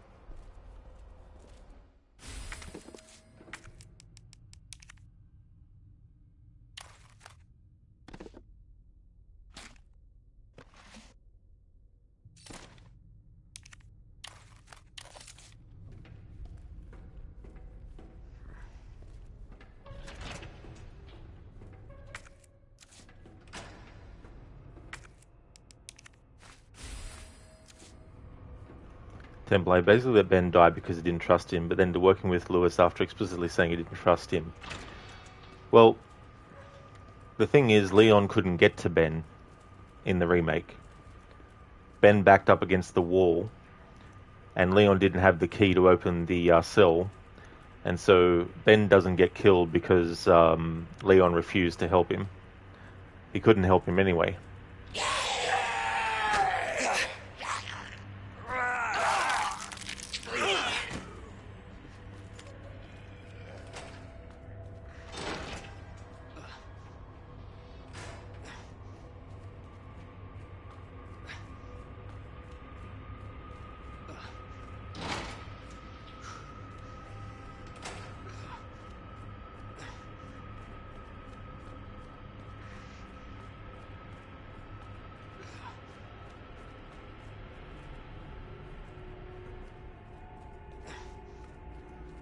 Temple, I imagine if Lewis didn't die in Resident Evil 4, probably would have been some really cool stories. Yeah, he was a great character, Lewis, and I really liked what they did with his character in the remake as well.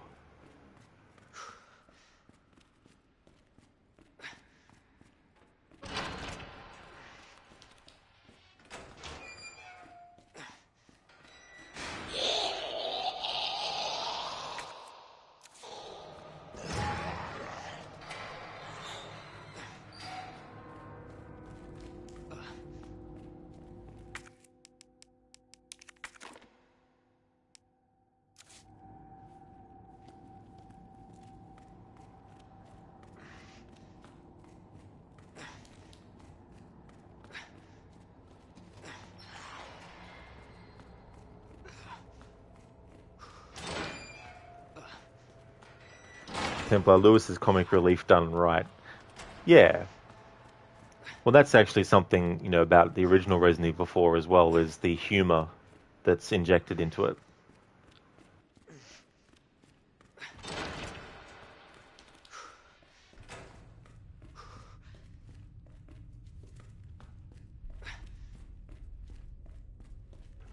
Templar, tragic character, but still has his spirit intact. Exactly.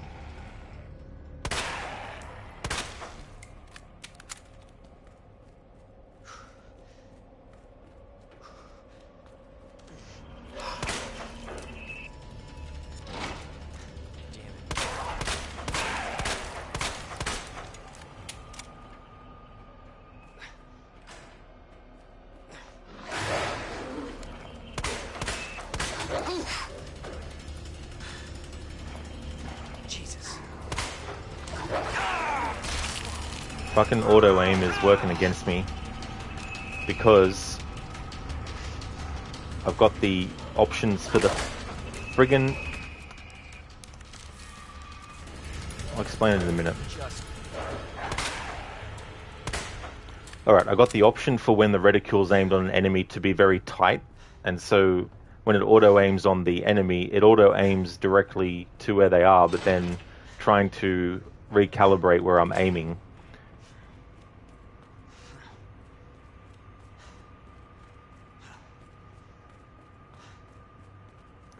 So I had to waste a health thing, of course.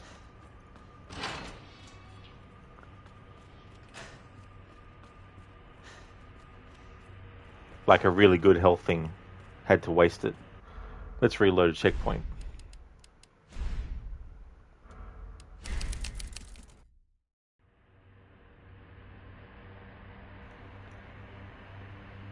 Template, I wonder if Capcom regrets killing him in Resident Evil 4 after the reaction to him? Not sure.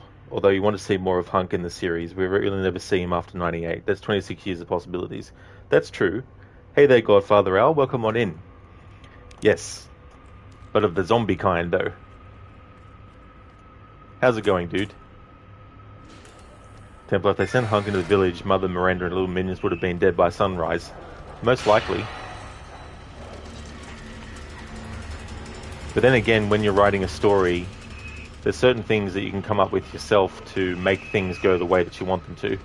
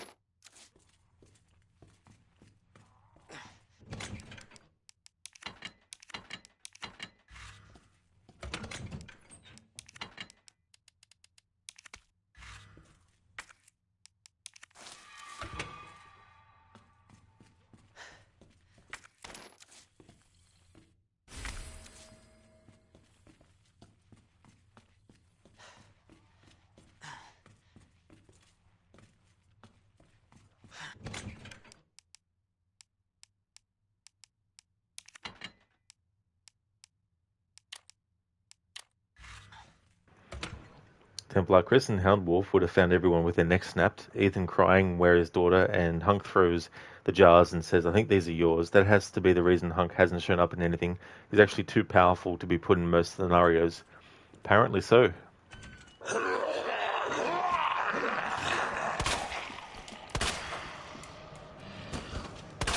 Jesus.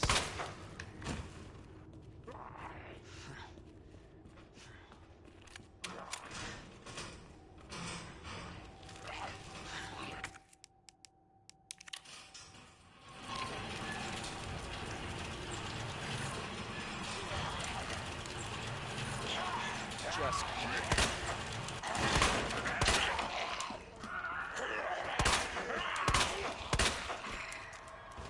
Jesus.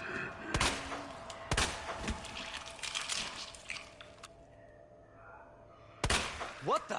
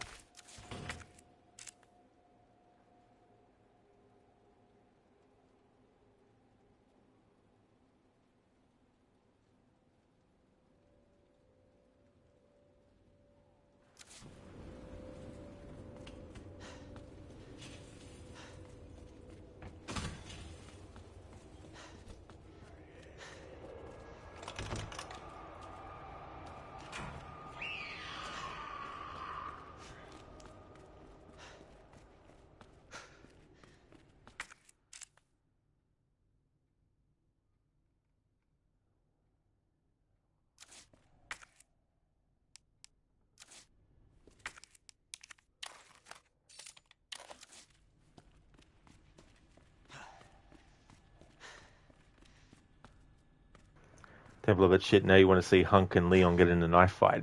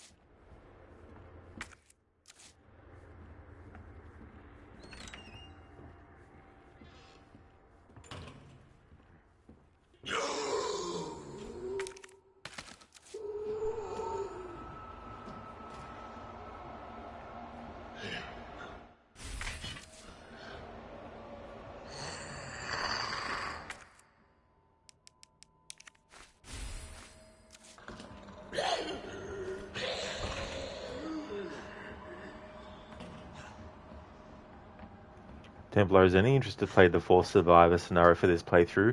Not for this one, Templar, no. Maybe in a future one at some point, but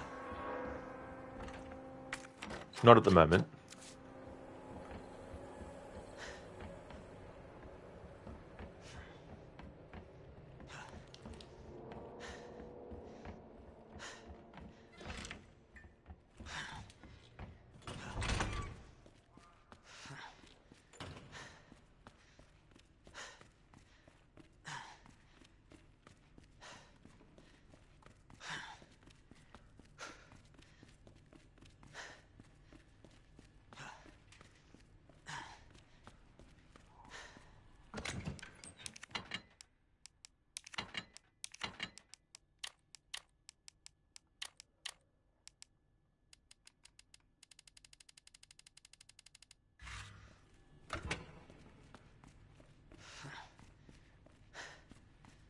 Templar, that's fair. Even though it's supposed to be short, it can easily run you into an hour.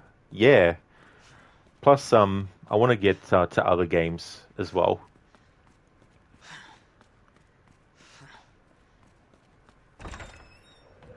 Especially because at the moment I'm in the mood for playing games that are not ones that, you know, will take weeks to finish.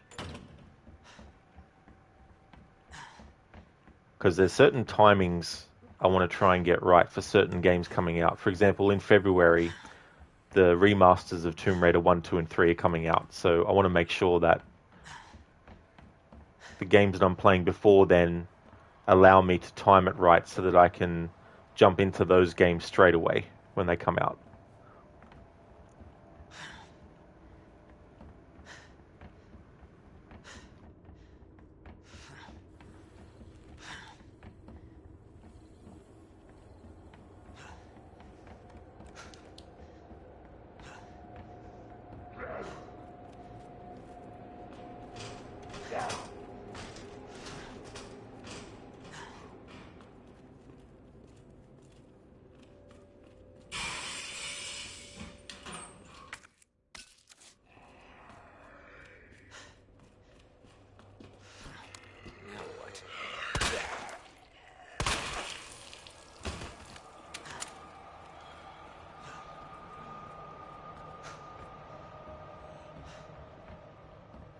Templar, it's a cool scenario, but it's way too long to justify after playing the main two back to back. Oh yeah. Yeah, there's definitely a lot of time sink.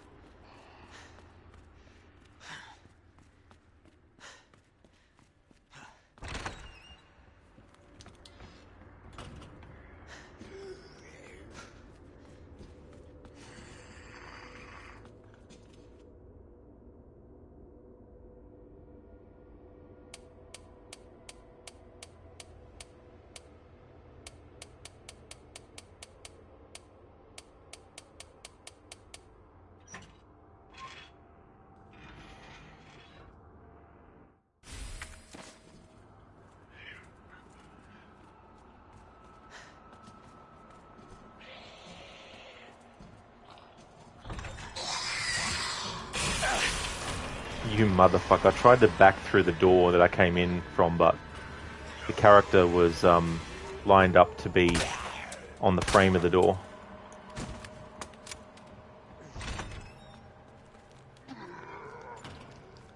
Sorry, Marvin. Marvin! Oh no. Damn it! Rest in peace. I'll stop this, Lieutenant. I promise. Templar, why'd you come back? I wanted to meet the Grim Reaper. Hey there, Afro, welcome. This is scenario 2. No, this is Leon's turn, and I'm doing his first scenario.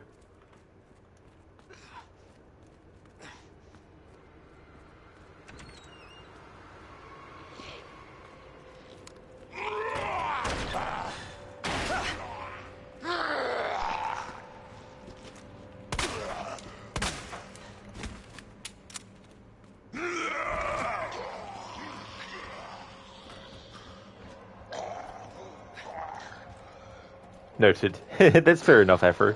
He gets different weapons. That's true, yes. So he gets a shotgun instead of the grenade launcher.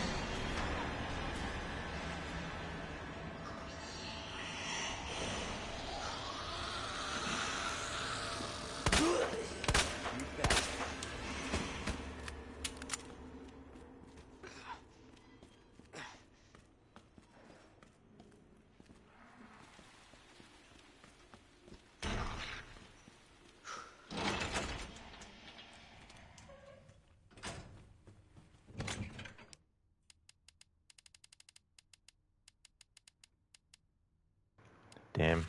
Run out of just green herbs on their own.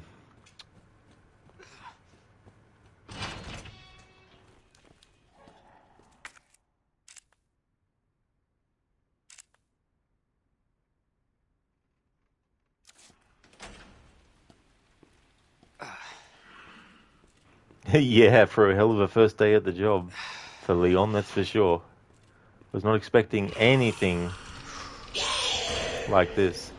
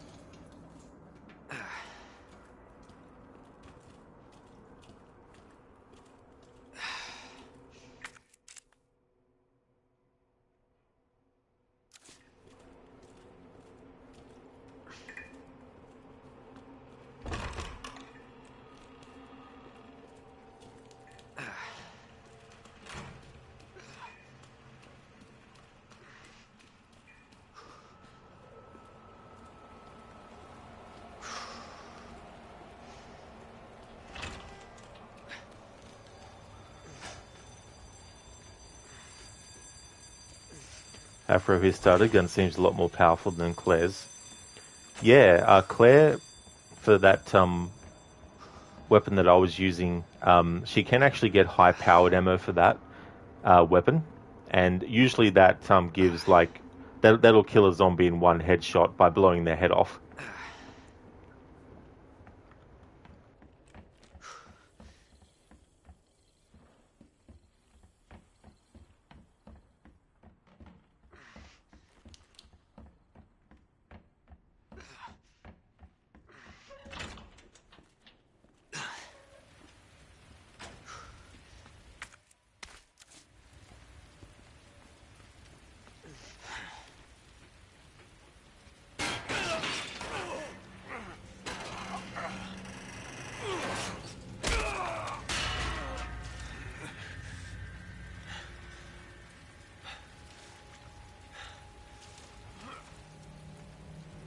Leon had too many burgers. Damn it.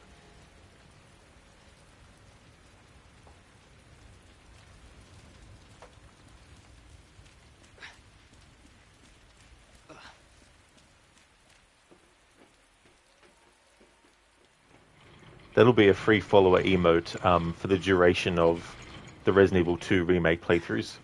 Once the playthroughs finish completely, I'll take that away. I wish I could keep it, but there's only 5 free follower emotes that Twitch allows a streamer to have. I wish they would increase it to 10. It would be good.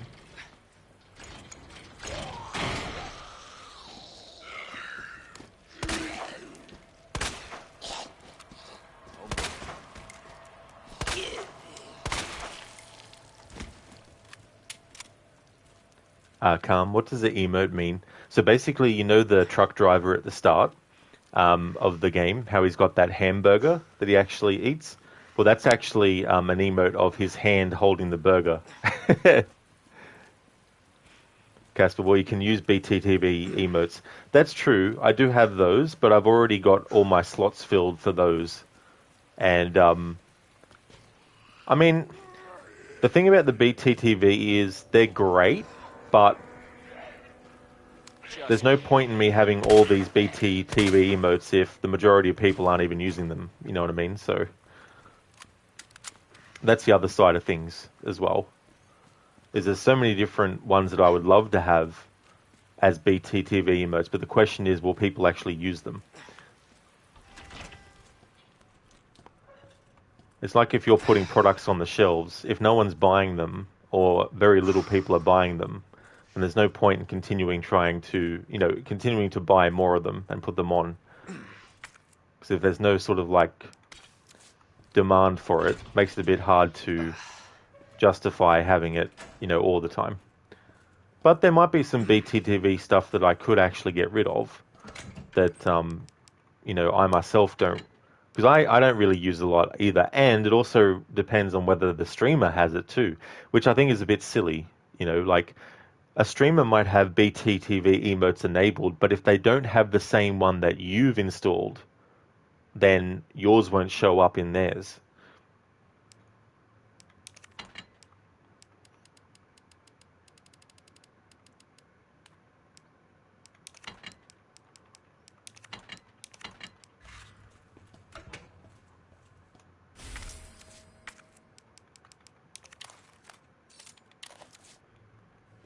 Karma. Oh, I see. Yeah. Yeah, so I thought I'd have that as like a thing primarily to use, because I'm doing 4 different run-throughs of the game, and in all of them we see the cutscene of the truck driver, so I thought I'd put that in there just in case people pick up on the emote and then want to use it when that happens. It's just one of those things where I see other streamers doing that kind of stuff, and I wanted to try and get that stuff going in my channel as well with some stuff. But some stuff hits and some stuff misses. Like there was an emote I had for what the fuck moments, but I put it up once and it hardly got used, and then I thought, oh, I'll give it a little bit and then I'll reinstate it. I reinstated it and it didn't get used, so I'm like, it's probably one to never bring back. There's no point.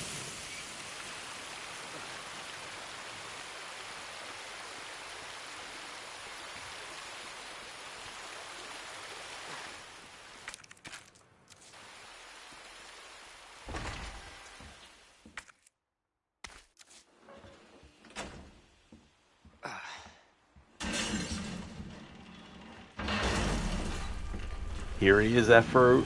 Jesus Christ! Guess again. In the movie The Running Man, there's a character that another character goes, Jesus Christ, and then Arnie's like, guess again. Calm, it's a fun touch. It is, yeah. You know, it's good to have something like that. Like, I don't have alerts or, you know, sound things. So it's good to have, you know, something.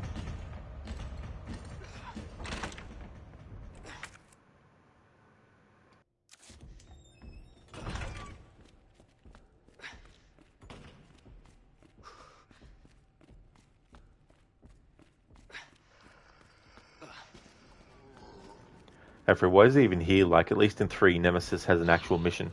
Yeah, so he actually does have a mission. He's after the G virus sample. And Sherry actually has a necklace or a pendant that actually has, I think it's the actual G virus itself, like a sample of it.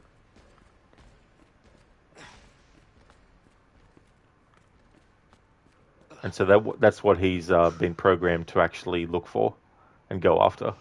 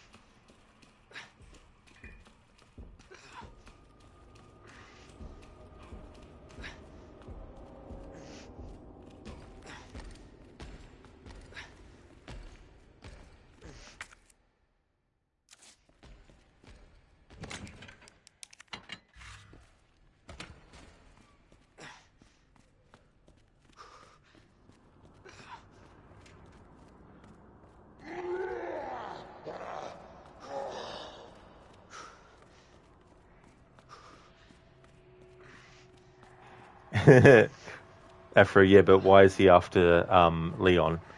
Well, I guess we're just in the road. And maybe Mr. X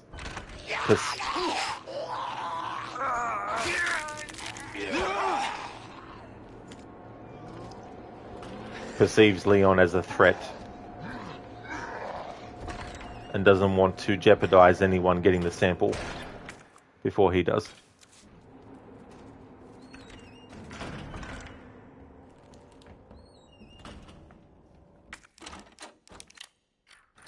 That's true, Calm. Jesus Christ won't save you here. He definitely won't. You're not wrong there.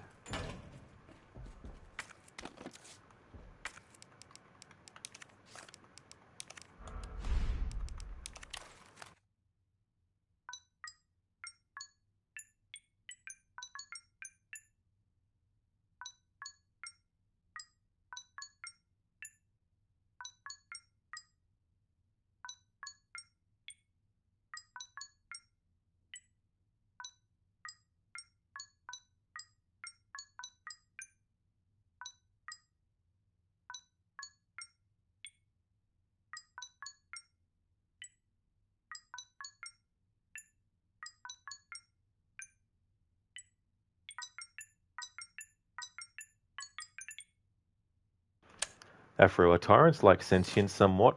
Oh yeah, absolutely, Afro. Yeah.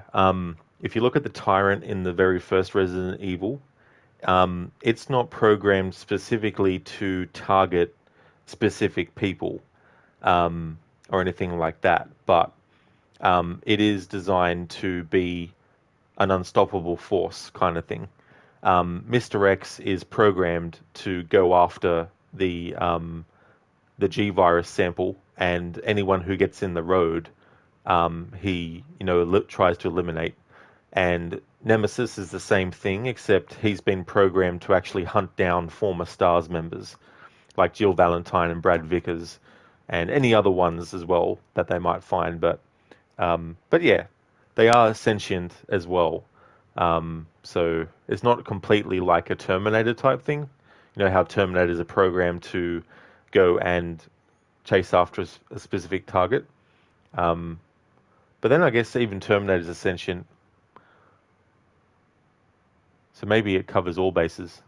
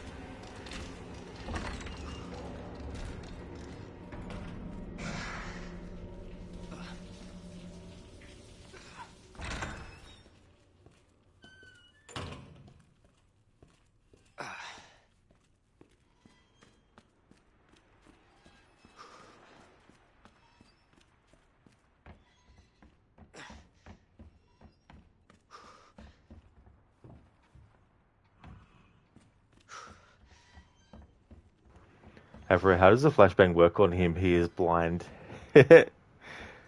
Maybe there's a sound. It might be, well, yeah, it's probably something more about the sound that it makes.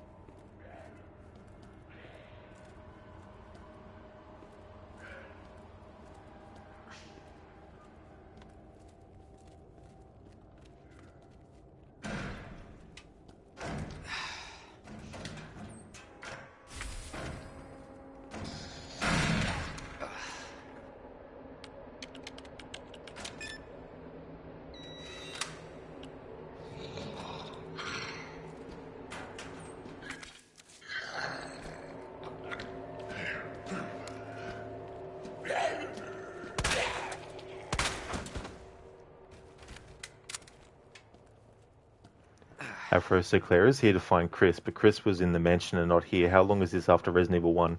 So this takes place a few months after Resident Evil 1, and Chris goes off to Europe to investigate Umbrella over there, and so his sister doesn't know where he is. So she just assumes that he's in Raccoon City because obviously she knows he's a police officer, and that's where he was working. But yeah, it's only a few months after the first Resident Evil that this game is taken place in. Resident Evil 1 took place in July of 1998, and Resident Evil 2 takes place in September. Same with Resident Evil 3. They both take place in September.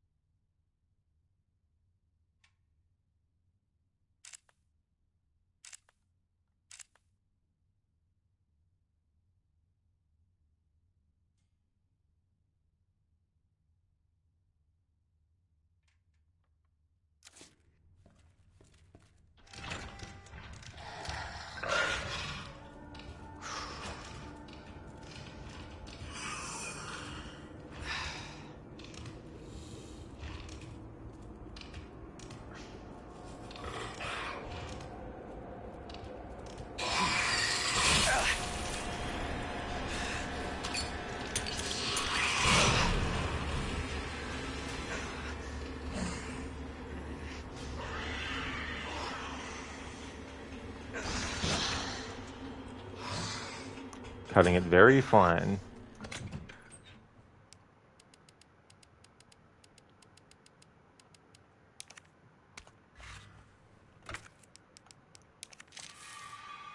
There we go.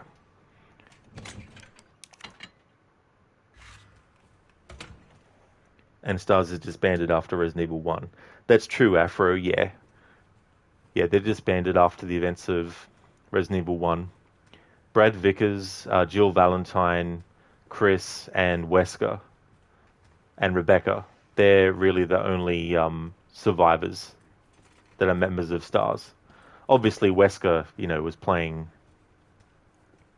a role because he was obviously the one who set things up and all that kind of stuff.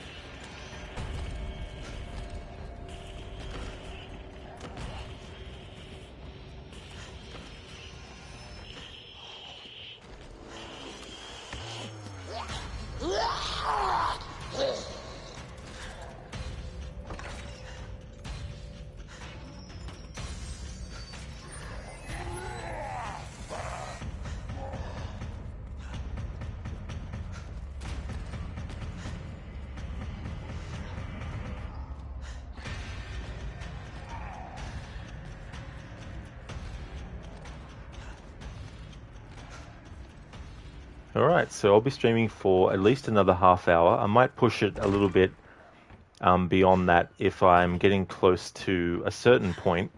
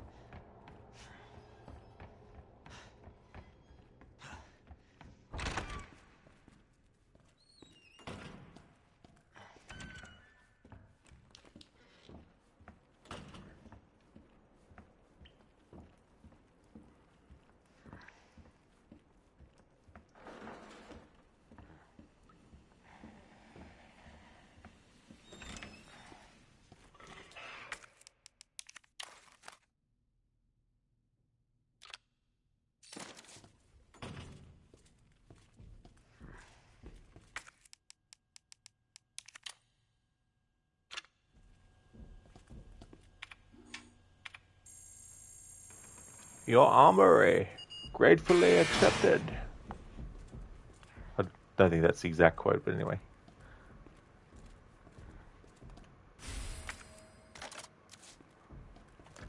Heh. Now we have the Magnum. That would bring a smile to Barry's face. There's this movie, part of a series called Death Wish. In the third movie, there's this guy who, what he does is, he basically robs people of anything that they're carrying, and he runs really fast, and no one's been able to catch him. So the main character, who's a vigilante, he basically buys a very powerful magnum, and then what he buys is a camera, and he, on purpose, goes around the streets with the camera slung behind his back to lure the thief. And so the thief can't help himself, and so steals the camera. And as the guy runs off, the main character just pulls out his magnum, aims, and then boom, kills him. So it's not only Dirty Harry who uses a magnum quite effectively in a movie. There's also Paul Kersey is the name of the character in the Death Wish movies. The greatest happiness is to scatter your enemy, to drive him before you, to see his cities reduced to ashes, to see those who love him shrouded in tears, and to gather into your bosom his wives and daughters. I am the punishment of God. If you had not committed great sins, God would not have sent a punishment like me upon you. It is not sufficient that I succeed. All others must fail. What is that from, Godfather? Is that from something, or is that something that you put together? That's really cool. Thanks for redeeming that.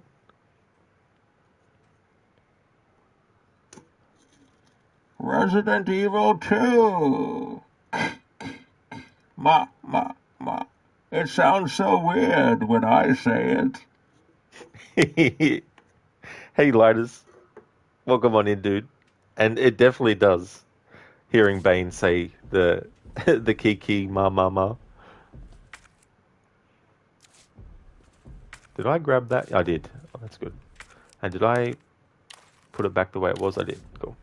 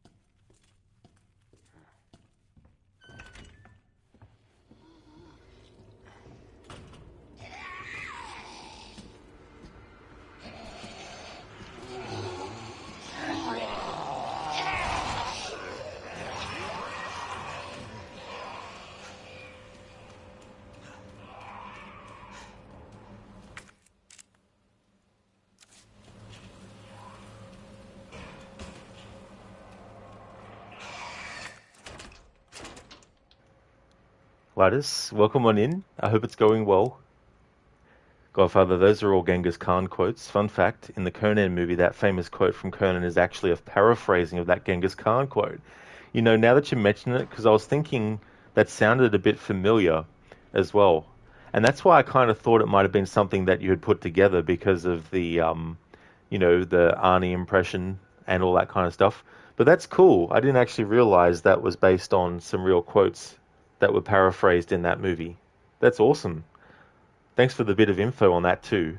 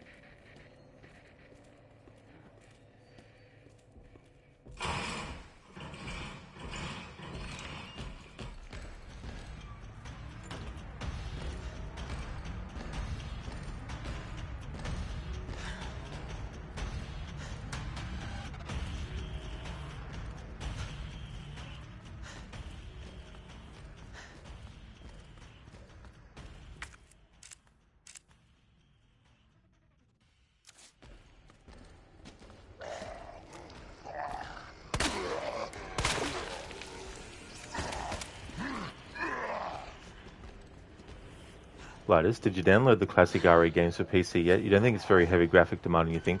No. Because whenever I've streamed those, I've just done the PlayStation 1 emulated versions of those. Should have a blast playing those on stream whenever you can, not to mention the BioRand mod. Yeah, I mean, that's definitely something, you know, if I could get into being able to stream, you know, that kind of stuff, like modded things and all that kind of stuff with the classic games, that'd be cool.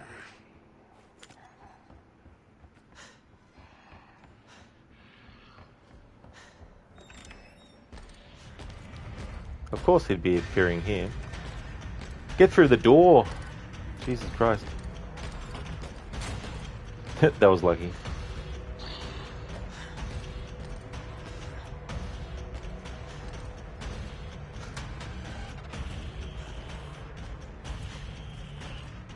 Godfather, also a great quote from the soldier character from Team Fortress 2, one of your favorite games of all time. When you're dominating, he says, if God had wanted you to live, he would not have created me, which is also paraphrasing one of the Genghis Khan quotes. Oh, that is so cool. Yeah, it's awesome when things happen like that. They get paraphrased and then they get given a new context, or they might become known then. But as you can run those just fine, you think, not to mention the HD mod, which is such a sweet spot for those classic games. Oh yeah, Lighters. It's really cool what modders can actually do and what they have done for a lot of stuff.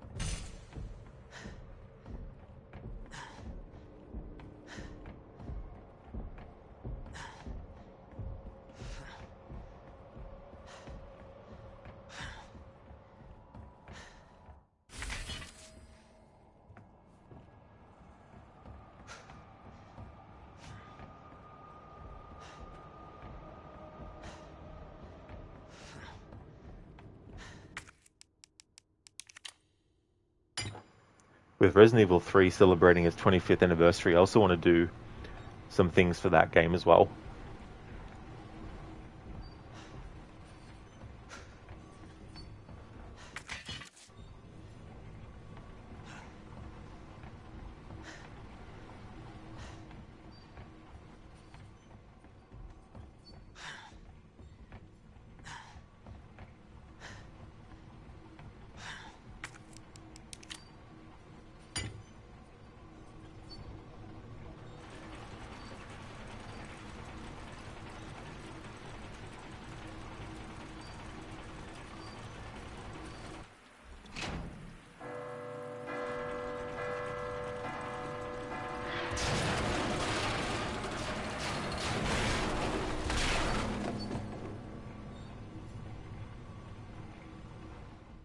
Hope I don't have to write a report on this.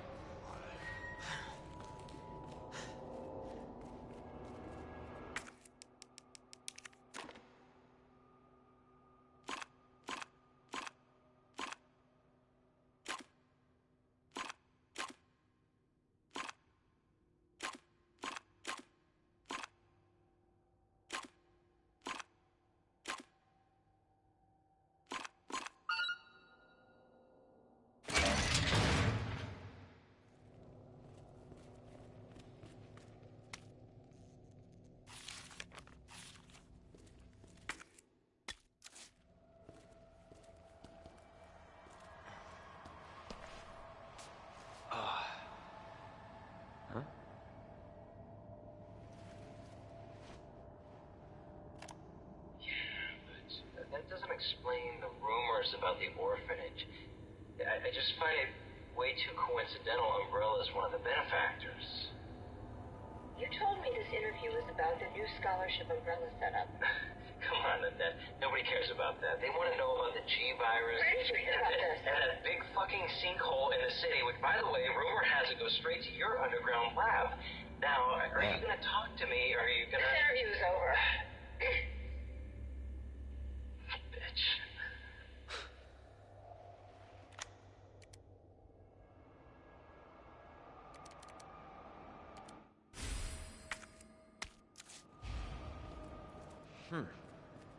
What are they after? That's not good. What are they after, Leon? They're after some good burgers.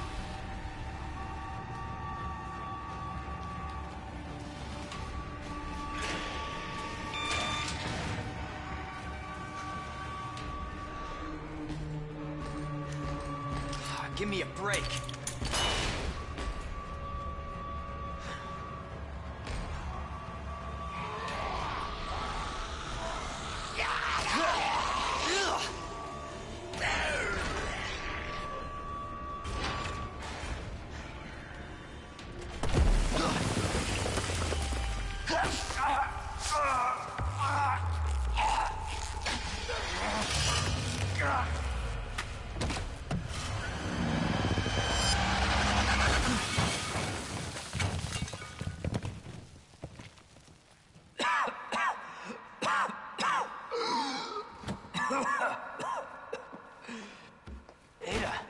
This is getting old.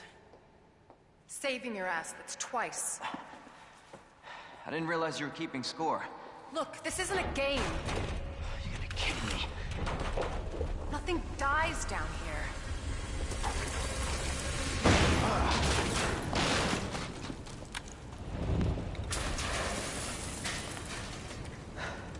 I take it you have the key card. Yeah, and this. I was hoping you could explain what's on it. Maybe. After I hear it. Let's get out of here.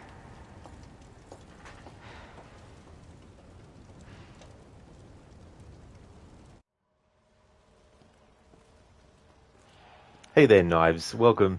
Hope it's going well. Open the shutter.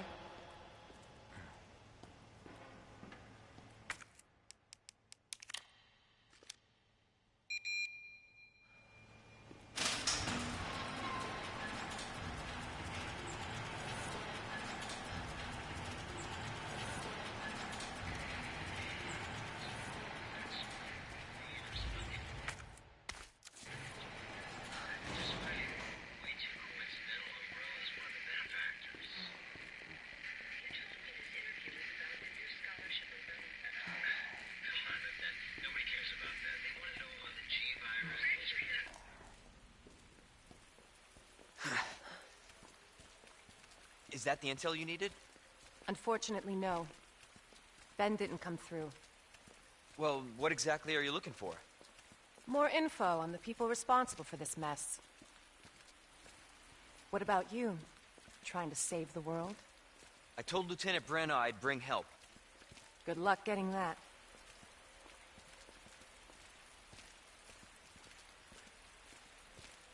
Kendo. Sorry about that. I thought you were one of them. Welcome to my store. I can sell you everything. But no zombie repellent. I don't have that. Road's out. Going through that gun shop looks like the only way.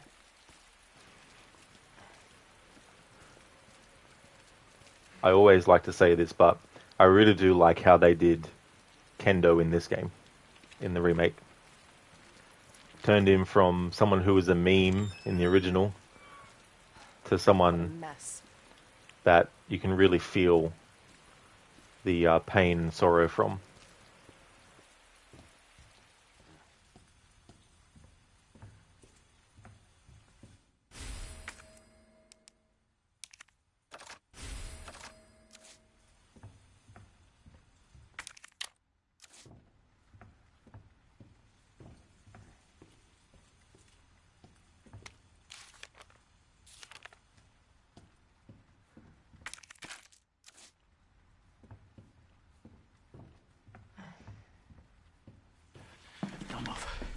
not gonna hurt you. I said don't move.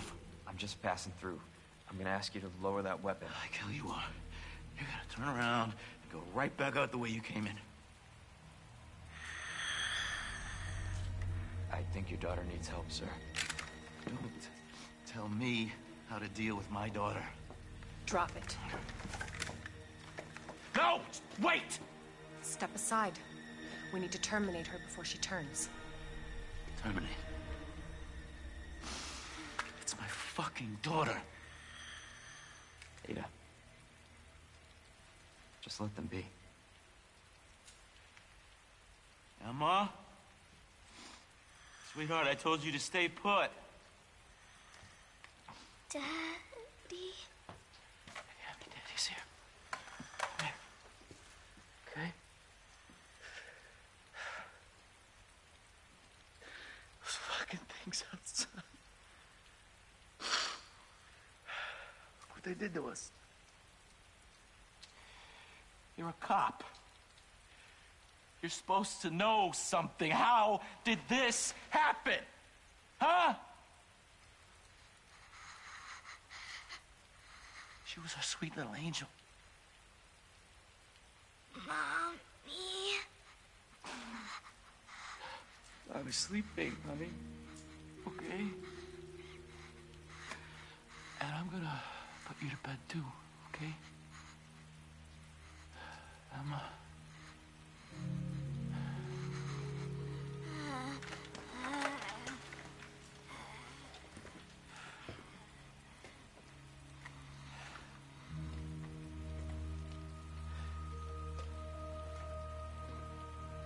Just go. Just give us some privacy.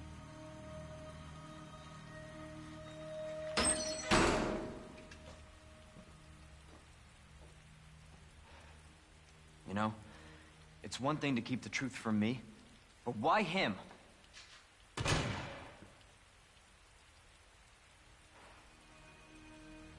I want to find out what's happening here and stop whoever's behind it. Helping people like them? That's why I joined the force.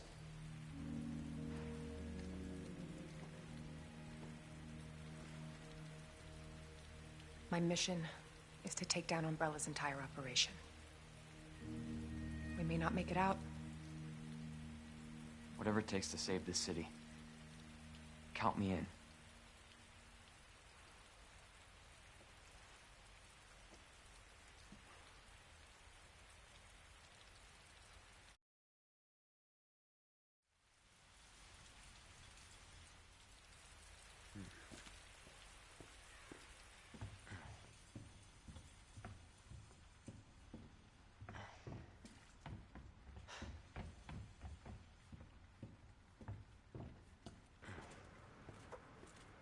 Calm Kendo impression almost as good as Zani. Oh, thanks, Carv. It's a bit tricky because the more I start to say things that aren't quotes from him directly, the harder it gets for me to actually keep it up. Hey, E-Tone. It really is, you know. I really like what they did with Kendo in this remake. The approach, and it's a short moment overall. And it's interesting in Resident Evil 3 Remake when Jill encounters him, but earlier than this point, obviously. And how they play off the fact that Jill and Kendo know each other really well. Not in a romantic way or anything, but really well as in, you know, they're friends.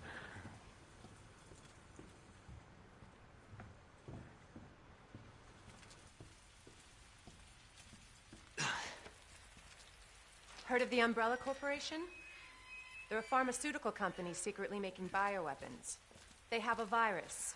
It turns people into indestructible monsters. That explains the horrible things I've seen.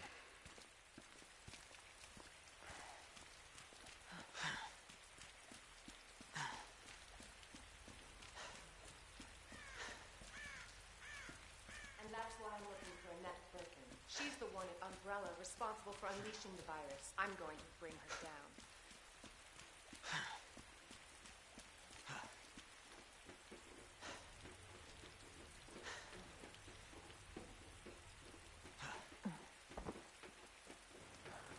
Okay, once we reach a checkpoint where it saves automatically, I'm gonna have to call it a stream. This is how we get to Annette. Based on what you've said, the sewer seems fitting. Well said. After you. Gee, thanks.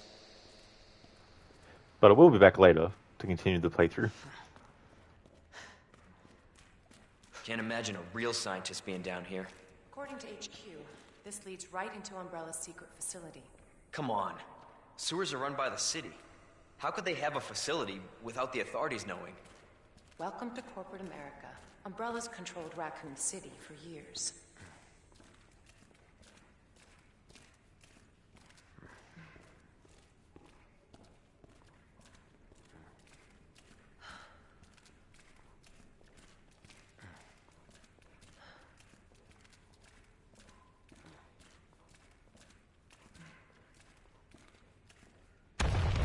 Jesus! That an earthquake? I sure as hell hope so.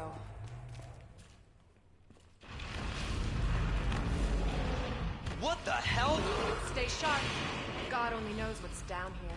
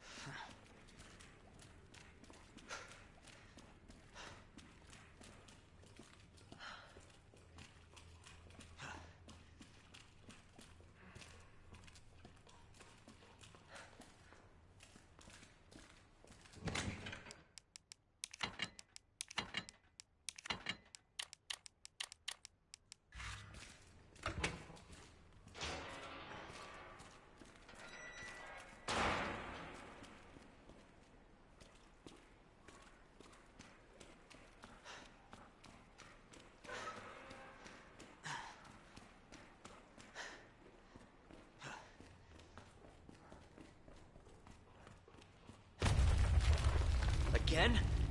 It's not too late to turn back, Leon. No chance. You're stuck with me to the end.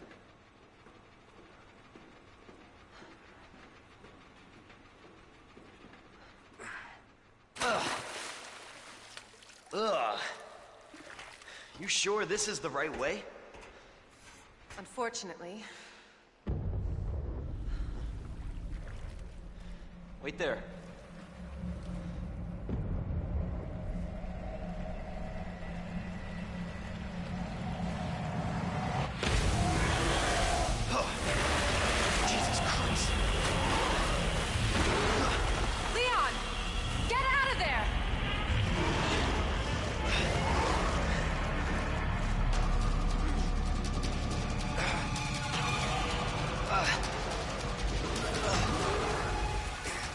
Holy shit!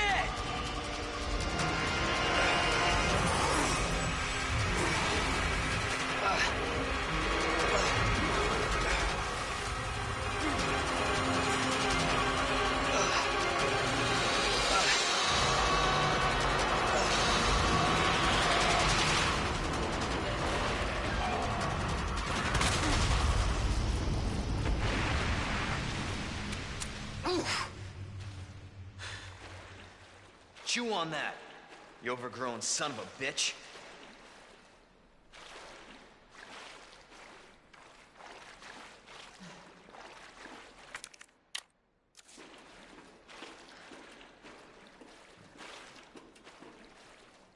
Leon, up here. What the hell was... Just get up here. Yeah, plenty of holy shit in the sewers. You're not wrong there. Like, tons and tons of the stuff. Can't say I didn't warn you. You said the virus turned people into monsters, not reptiles. Fair point. I'm just impressed you made it in one piece.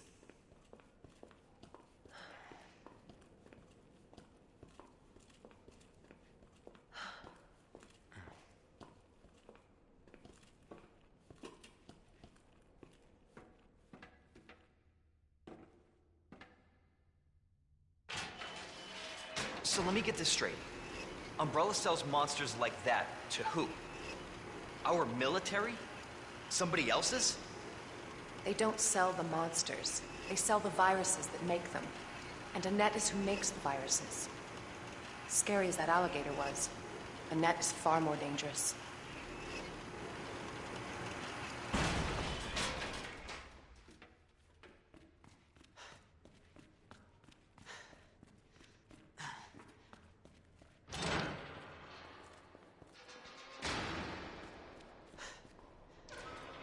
Hello there, Gamer Loop. Hope it's going well. Definitely William's handiwork. Identify yourself. Annette Birkin. She's who we're looking for? Not much time. Need to dispose of it. We're here for the G-Virus. That's not gonna happen. I'm warning you, Doctor. Oh, yeah? Hey! Stop! Ada! You'll never get the G-Virus! Didn't expect that from a scientist. Leon. Forget about me. Just go. Stop her before she gets away.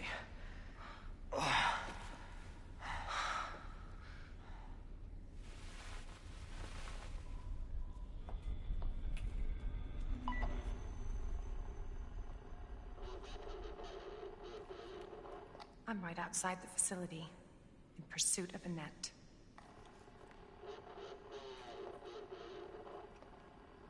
If it's not on her, it must be in the nest.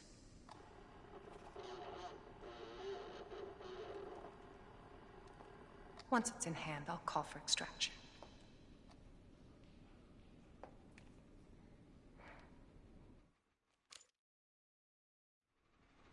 You can run, Annette, but you can't hide.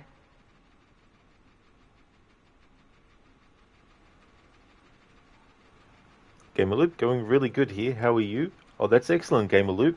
Glad to hear that. As for me, I'm doing really well. Things are going good.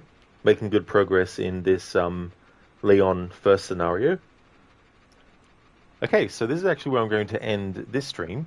And I'm going to take a long break. And then when I come back, we're going to continue on and keep on playing until I finish Leon's first scenario. And that'll work out well. That'll be Claire's first scenario done yesterday for me, and then Leon's first scenario done today, which then means when it's Wednesday for me, I'll be doing Claire's second, and who knows, maybe we can do Claire's second and Leon's second in the one day, although I doubt it though. It'll probably take me a bit longer, but that's our progress so far. But I just want to thank everyone so much for watching this stream, and if you can't make it to the next one, because it is going to be a long break, it's going to be about an hour and 20 minutes before I come back again. So those who won't be able to make it, that's completely fine. Thank you so much for watching this one. I really do appreciate it. And for those who will be able to check out the next stream, I'll see you in that one. We'll continue on where we leave off here as well. I hope that everyone has a good one. And I'll be back in 1 hour and 20 minutes to continue on with this playthrough. Before I go though, I'm going to give a couple of shout outs.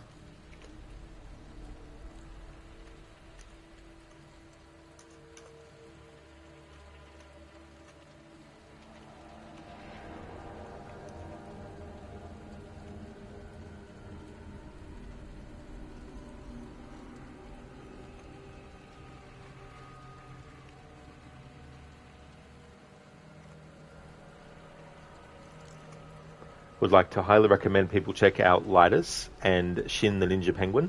Lidus plays a lot of retro stuff. He's also a big fan of the Resident Evil series, so also does the old school Resident Evil games. He also does fighting game franchises like Mortal Kombat, Street Fighter, Tekken, as well as Streets of Rage also. He's a really chill streamer and very funny as well. Has a very sort of like upbeat and humorous vibe. A lot of shenanigans happen on Lidus' channel. Also highly recommend checking out Shin. He's playing through Assassin's Creed Odyssey at the moment. He was doing a playthrough recently of Cyberpunk 2077. and he's also a fan of a lot of JRPGs and also MMORPGs as well. So highly recommend checking out those two streamers if you haven't before. Thanks again for watching. I'll be back in 1 hour and 20 minutes to continue the playthrough.